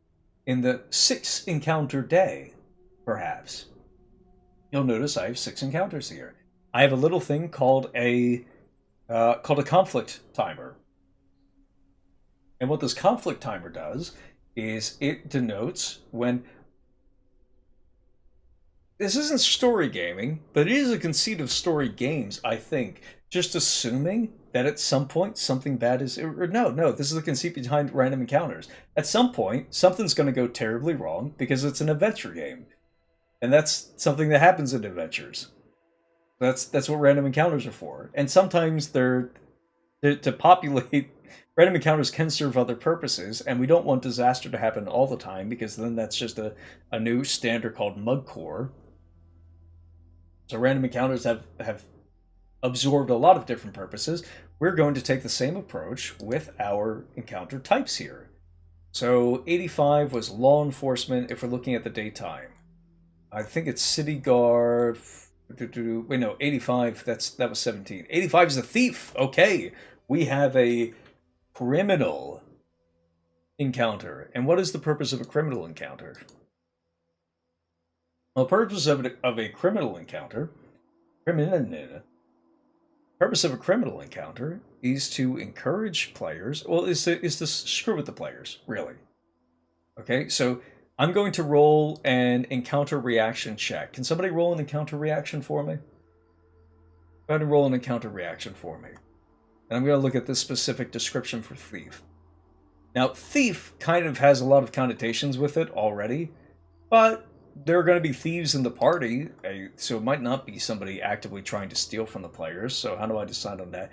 Thief encounters will be with an 8th to 11th level thief, D4 plus 7, with 0 to 2 apprentices of 1st to 4th level. If there is but one thief, he or she will be an adventurer, merely stopping for a short time in the city or town. Other thieves encountered will be on guild business or working, in quotes, or both. So what do we have for counter reactions? Somebody give me. Let's have a... Actually, probably what people are looking for is the chart. I don't quite know it by hand. So, okay, 53. I believe that's positive but unsure. Or that might be completely neutral. But let's say they're of the same species, the same ancestry as the party. And they have a, yeah, we'll say that the same ancestry as the party. They speak the same language. And whatever have you. We have a neutral or like an unsure but leaning towards positive reaction. So that means I get to re-roll. But that hooks into this little system here, this little cheat sheet shortcut that I have for all criminal encounters, where I say, okay, we have a positive reaction roll. What does that mean? What does that positive reaction roll mean to me? I don't know. So I include something in my little cheat sheet that says, okay, it's going to change a future. It's going to change a future encounter to one that's a little bit more beneficial for the party. So that might be specific to, and I already have some impressions of what beneficial means. So impressions generally are beneficial. Merchant generally, really merchant and broker are explicitly beneficial for the most part. They can go poorly, but if a power broker is approaching you, it's usually because they have a specific job for you. And if a merchant is approaching you, it's because they have something they think you will enjoy, they think you will like, or something that will aid you in your travels. And it's a little bit easier to do that within the system even. Because now I have this little network, this tied-in network of other things. So let's see here. What does this do? Criminal, a positive reaction roll is going to change the next encounter type to beneficial. Now it's a thief. And I know that the default beneficial timers are, or the default beneficial classes here are broker and merchant, and it's a thief. Who would a thief introduce me to? A thief is probably going to introduce me. Maybe I have a party of mostly thieves, and they're getting introduced to a broker for a job. But more likely than not, the party is looking to offload some goods, maybe some of which might be illicit in some way. I don't know. Maybe there's some kind of alterations on the magic item trade. That's not unreasonable. That's not unreasonable. We have a patron who needs to give his order tomorrow, so I'm gonna have to yell at him. And I think he'll be quite excited because now I have a system for doing this shit to patrons as well. That's kind of how this all started. But Morellin has a ban on open witchcraft, or not open witchcraft, open use of magic. Alright, so if you're going to go over and start selling magic items, they're not necessarily going to be the most excited, the most pumped about that, so they're probably... What do you need? You need a fence. You need a smuggler. You need somebody who is dedicated to keeping you hale and keeping your secrets and not ripping you off in the process. So we come across a merchant. Cool. The next one was actually... Well, here's the thing. My next role was normally law enforcement. My next role was city guard. It was a 17. What do I do here? City guard is pretty clearly law enforcement, right? but I have changed the next encounter to merchant encounter. Theoretically, I could just re-roll until I get a merchant encounter, but I don't think that's quite as interesting. And I finally have some resources at play. I already know, I've already invented a reason for the thieves to introduce the player characters to a merchant. So what does a city guard want? City guard encounters are with 2 to 16 mercenary soldiers in the employ of the city as gate and wall guards or in a police function. There will always be one higher level leader, two if more than 8 guards, 3 if more than 12, in addition to the 0 level guardsmen. Leaders are of 2nd to 5th level fighting ability. They will question suspicious persons, arrest lawbreakers, etc. In addition, the guard party will always be accompanied by a magic user of 1st to 4th level who is indentured for a year for some service rendered to him or the city, which is not replayable by some other mana. Bad debts, resurrection, infraction of city rules, non-payment of taxes, whatever have you. Okay, I know exactly what to do here. The city guard is in the market for some magic swords. They're in the market for some magic items. Is that unreasonable? I don't think so. I don't think so at all. So they're going to get the benefits of a merchant. They're going to get the benefits of a merchant encounter with the city guard. But wait, I got to roll. Time for me to roll. Ooh, that's a pretty low reaction roll. That's not good. That's not good at all. What does a negative reaction roll mean for the merchant encounter? Well, they're probably not going to buy anything. Maybe the party came on a little too strong for, hey, you want to buy some drugs? You want to buy some cracked? You want to buy some crack swords? I guess they didn't. Sucks. They might have been in the market if you were like a little bit more on the sly about it, but you did it in front of the leader, or the mage said that he was going to tell, so they started beating the mage, and it kind of soured the money exchanging mood. Blamed for breaking product. Sure, absolutely. What does a negative reaction roll mean? It decreases the conflict timer that I was mentioning earlier. Somewhere along the way inside the city, there is going to be a big conflict. It might be social in nature. It might be combat in nature. It might be downtime focused.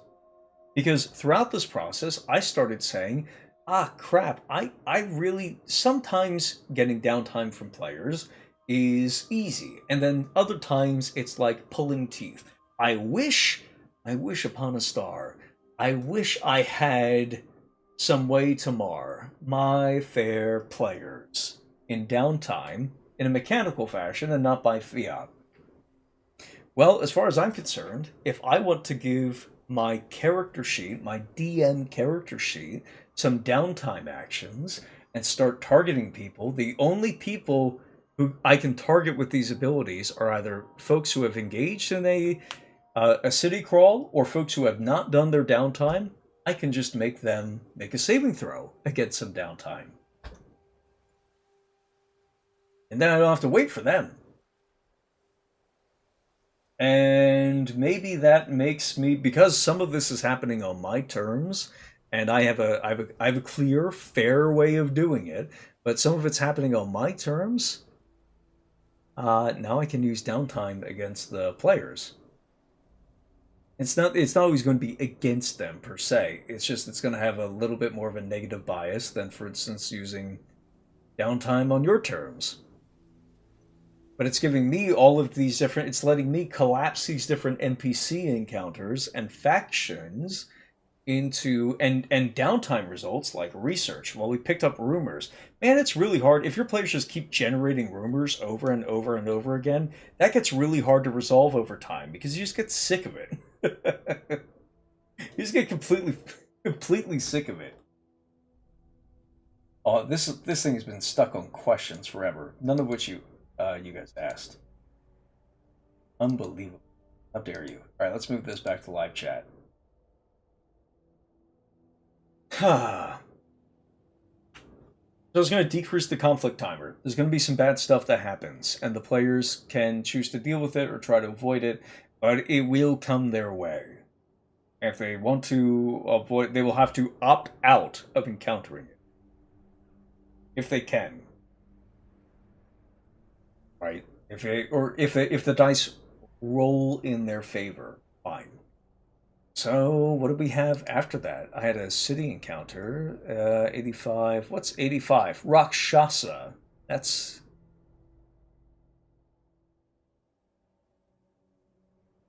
the default map? No, it's not from the default map.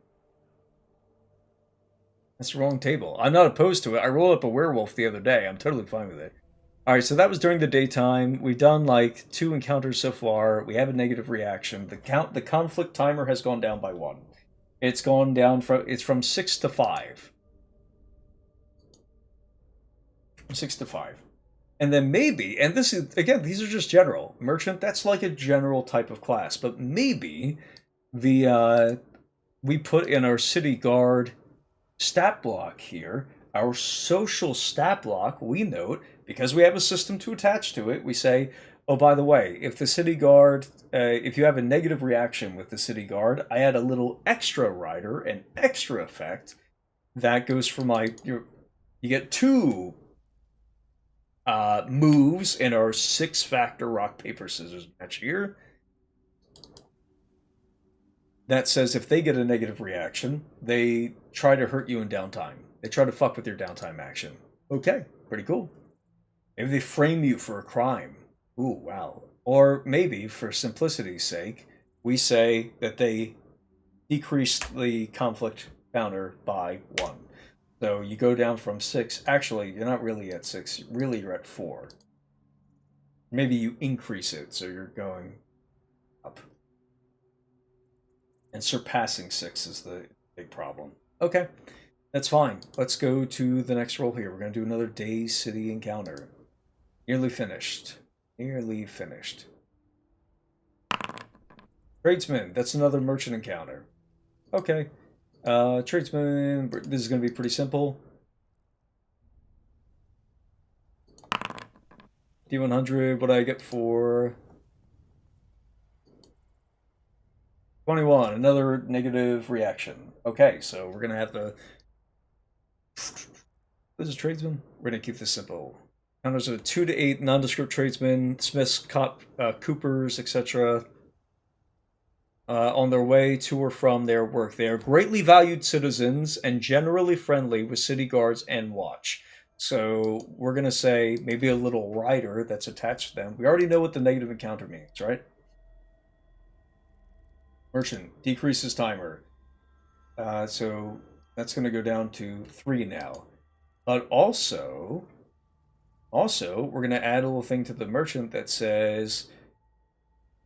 if these guys have a negative reaction, it produces a negative condition. These are the other things I've attached to my table here.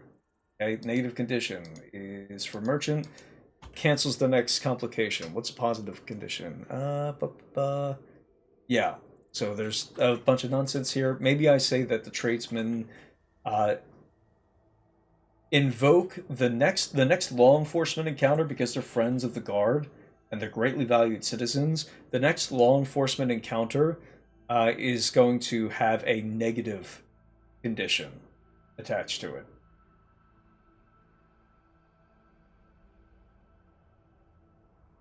Cool. Cool. So that's going to have a negative condition. I'm going to roll again. It's getting pretty late out, so we're going to do one more daytime encounter and then go to one other. Laborer, peddler. Same thing with the merchants.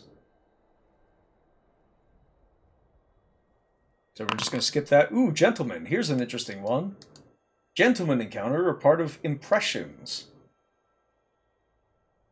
Impressions are where you come across people who are of great import to the city, like really great import to the city. So maybe actually those tradesmen should have been a impressions thing. I don't know. I would know if this had been designed with my character sheet, right? I would know that off the bat. I wouldn't make simple mistakes like this. So if I just had a little thing that said roll, impressions, roll, merchant, whatever. So we have a gentleman here. Gentlemen are interesting in AD&D, but we're running out of time, so I'm just going to press this. 10, another, I'm just rolling like shit for all of these. So the negative reaction roll increases timer. Cool, and then what is a gentleman gonna do? So we go back to 4, and he's probably going to create a harmful interaction here.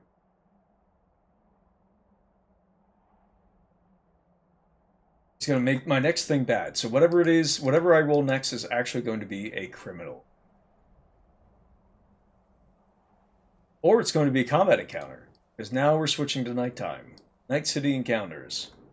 Welcome to Night City, everybody. I got a drunk.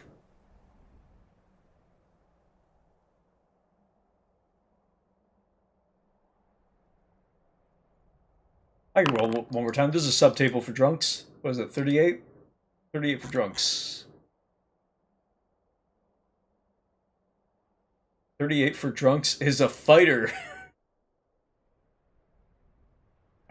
Fighter encounters will be with a 6th to 12th level fighter, 2d4 plus 4, accompanied by 3 to 8 0 to 3 henchmen.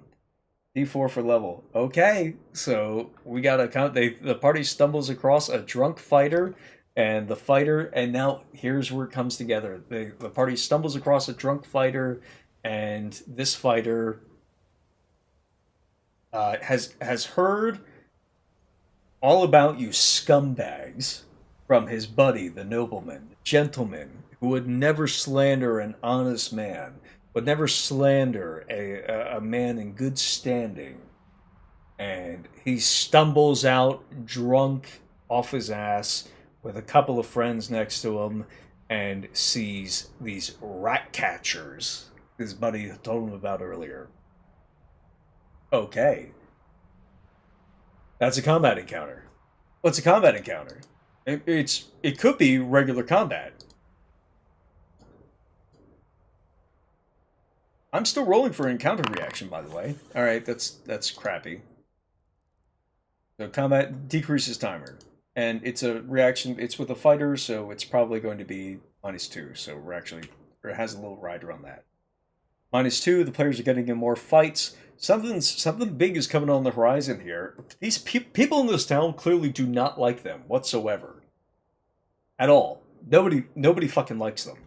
They're rolling like shit on every single encounter reaction. So how am I going to tie this together? Well, for our 6 encounter day, as the 5th edition DMG recommends, we're gonna wait. No, I'm not supposed to do that. Hold on. Night City encounters. I'm not comparing it to any more tables. You're just rolling. Going on the actual table. Assassin. Oh man,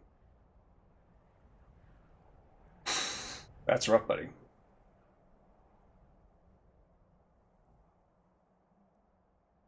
A combat negative reaction decreases timer.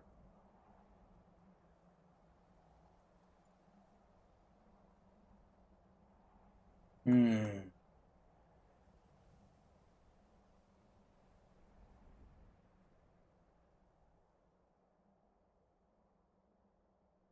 Kind of encounter is an assassin. I can guess. Probably just gonna be criminal. Assassin encounters are dependent upon the locale. Normally 1 to 3 assassins will be encountered, but near the Thieves' Quarter, the encounter could be with many assassins. At the guild, for instance. They'll usually ignore passers-by or act as thieves, but are likely to slay first and steal afterwards, as to simply pick a pocket or two. So this is default, a criminal encounter again. Have we gone through all of our... We've done a law enforcement encounter. We're sort of done like a law enforcement encounter. Maybe it's a broker encounter. I don't know. But I think default, it's probably a criminal encounter.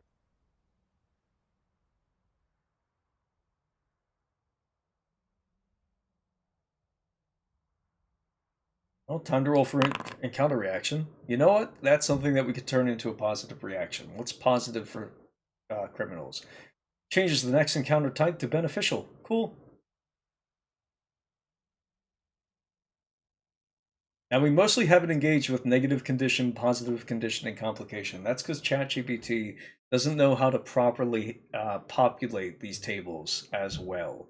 It doesn't know to use all of them, which is why I have a long list of oh, that's image file. No. Why? Where is it? Window? Loud and correct buzzer. Tick. Cool. This is the program I use for my nonsense. All of my nonsense, in fact.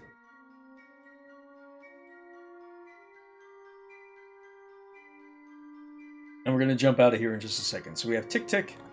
A little preview of some ChatGPT text versus some copied text from an old module versus my text. That's considerably better. Because really what I need whenever I'm designing a game, I just need I need an intern to abuse. To feed me stupid ideas that I could say, that's so dumb, why would you think of this? Obviously, the answer is this thing that I haven't been thinking of until you gave me that stupid idea. So, where's that? Encounter manual, social encounters. Here we go. We have all of the effects of my rock, paper, scissors thing, and this is not all of them. So we have a reaction roll producing either increasing or decreasing the conflict timer. You can see that's populated across way too much of the table. Reaction roll provokes the next same type positive or negative condition. That one needs to be on there way more because we're not engaging with it as much.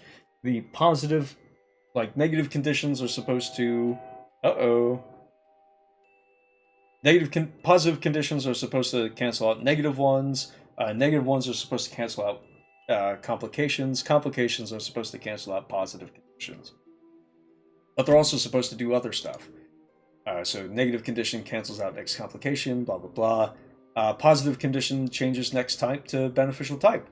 Negative condition changes next type to harmful type, usually combat. Complication, here's a fun one. Complication reverses next positive and negative reaction. So if you get a positive reaction roll with, let's say, your next law enforcement encounter. Oh, here we go. This would be perfect. So the complication, if I get a complication with this assassin for whatever reason, it's probably attached to the thing. That's going to go to my little law enforcement thing.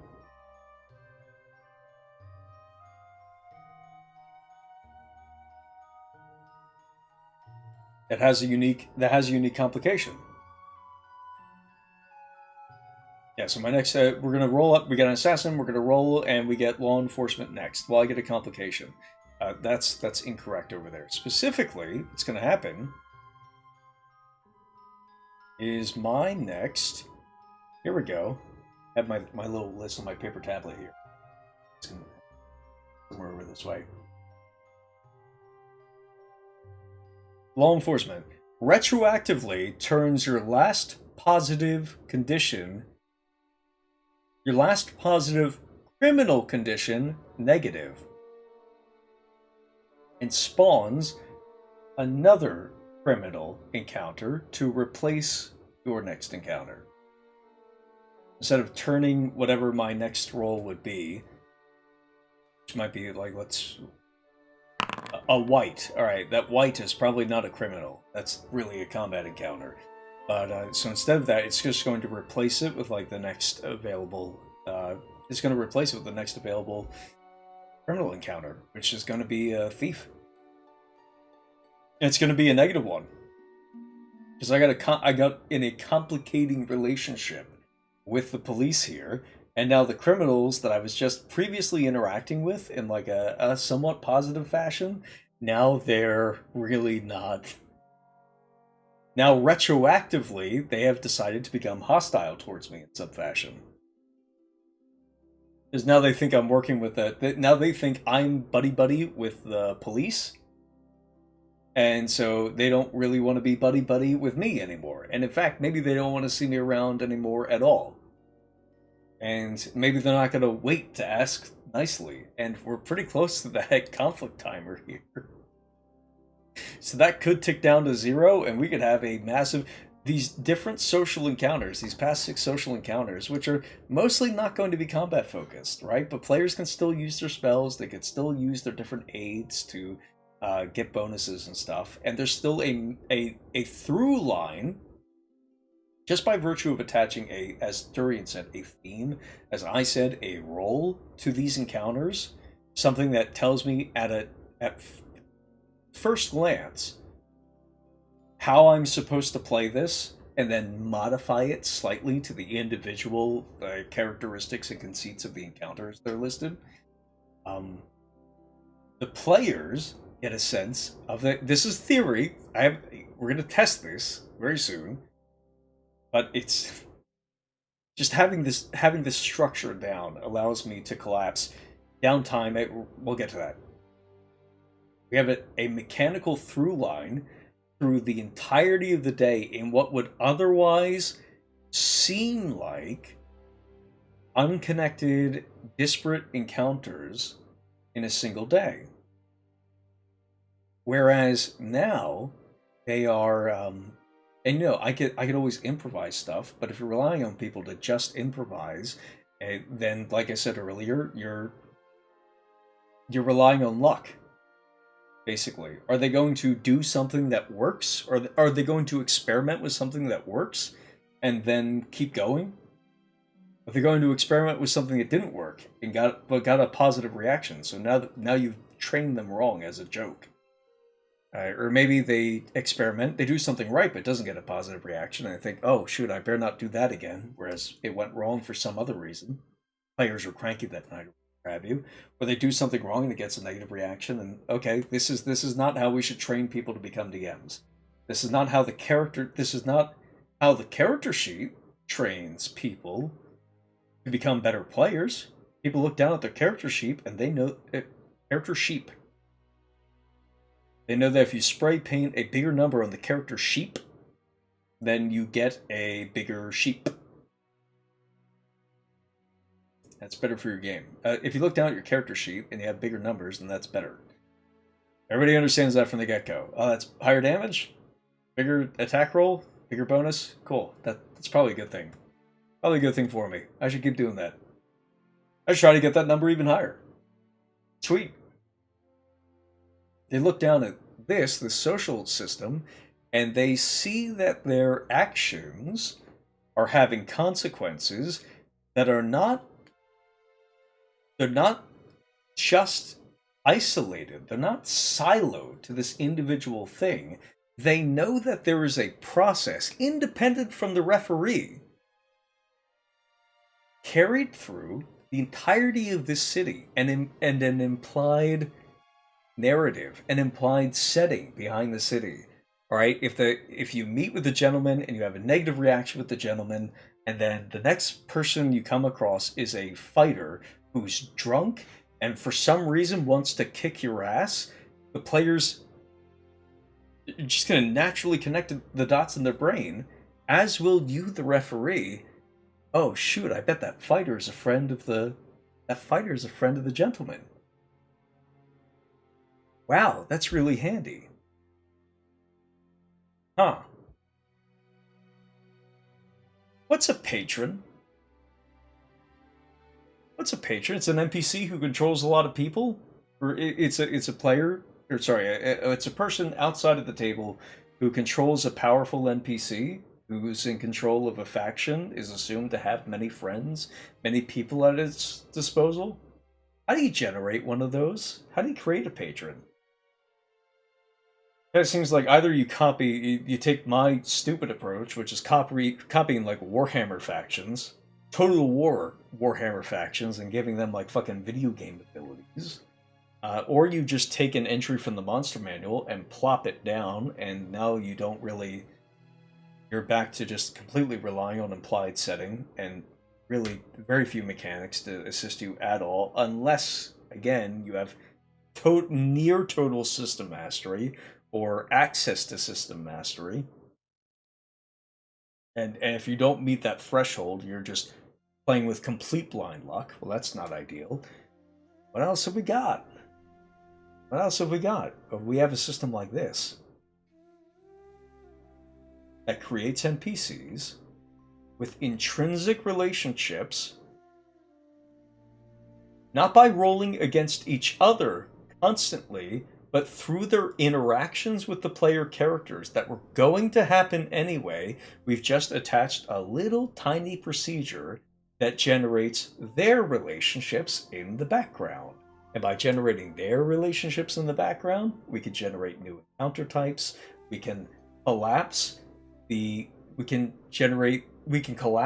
existing encounter types, existing encounter outcomes into the results of these social encounters. We can collapse the results of downtime actions and downtime activities into features or rumors, or like rumors about these people, or NPCs can be associated with them by not by fiat, but by strict process and implied setting, implied narrative. And that's why I'm really excited about this. So I'm going to do another stream about it with an updated one. I shouldn't say I'm going to do XYZ, because that's generally stupid, but here's what I'm thinking. I think I do another stream like this I say tomorrow, really tonight?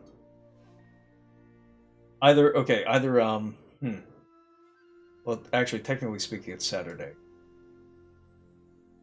Okay, so either Saturday evening.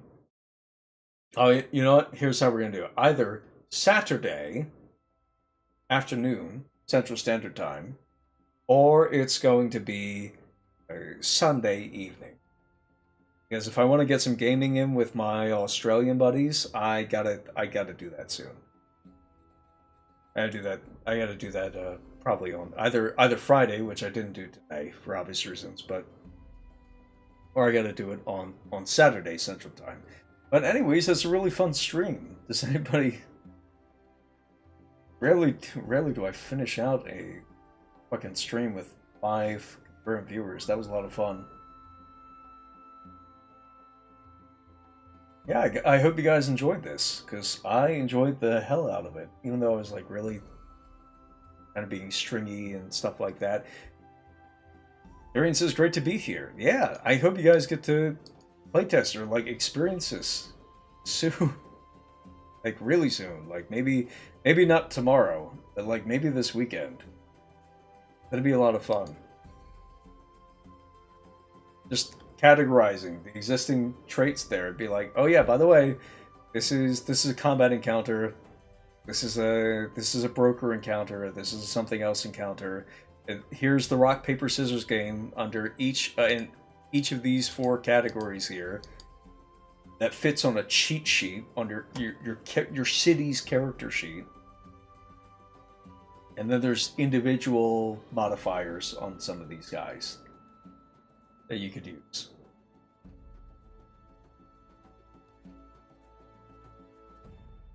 I think it's a lot better. I think I solved a really big problem for myself, and I think I solved Matt Colville solved a big problem for me, and I used him solving that problem for me to solve another problem for me, and about 3 other problems for me.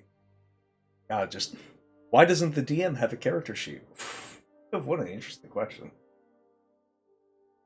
I'm happy to know, really, this is about how I'm a really proficient designer and how I'm going to do great things, but it's great to know that in my 50s, I'm still going to be able to come up with new things and have new insights. Here. I can promise I'll clear my hurdles next week and run a few of my referee questions past you before I try to host a CMV. Fuck yeah, man. Right. Stream has had a lot of cursing, but I have Matt Colville on it, so it's what do you I should definitely cut the stream down to like go over bits of mechanical interest. I think probably there's a really solid like half-hour video in here. Anyways, I will see you guys later. Thanks for stopping by.